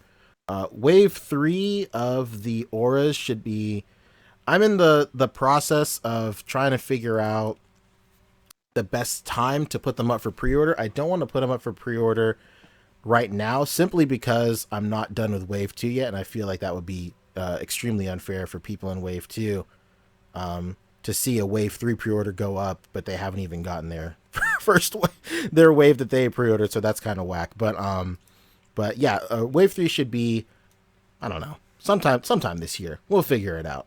But that's basically it. Thanks for hanging out and talking. I think we had really good chat interaction this week. Yeah, for sure. not bad. Yeah, get ready for fucking extravaganza next week. Yeah. Episode 100. 6 hour long. We're talking WrestleMania of podcasts. We're talking how we found A.C.B.A, how we found each other, who met who first. We're taking in callers. We're going all fucking out. We're letting it hang. We're doing our thing. And Boog will be there this time, I swear. You'll be doing more than just laughing, I guarantee you. All right, homies. It's been fun hanging out. Thanks for joining us in the chat. Everyone take care. And I don't know. We'll see you next time or something. Cool. All right. Bye, everybody. Take care now. I hope they all...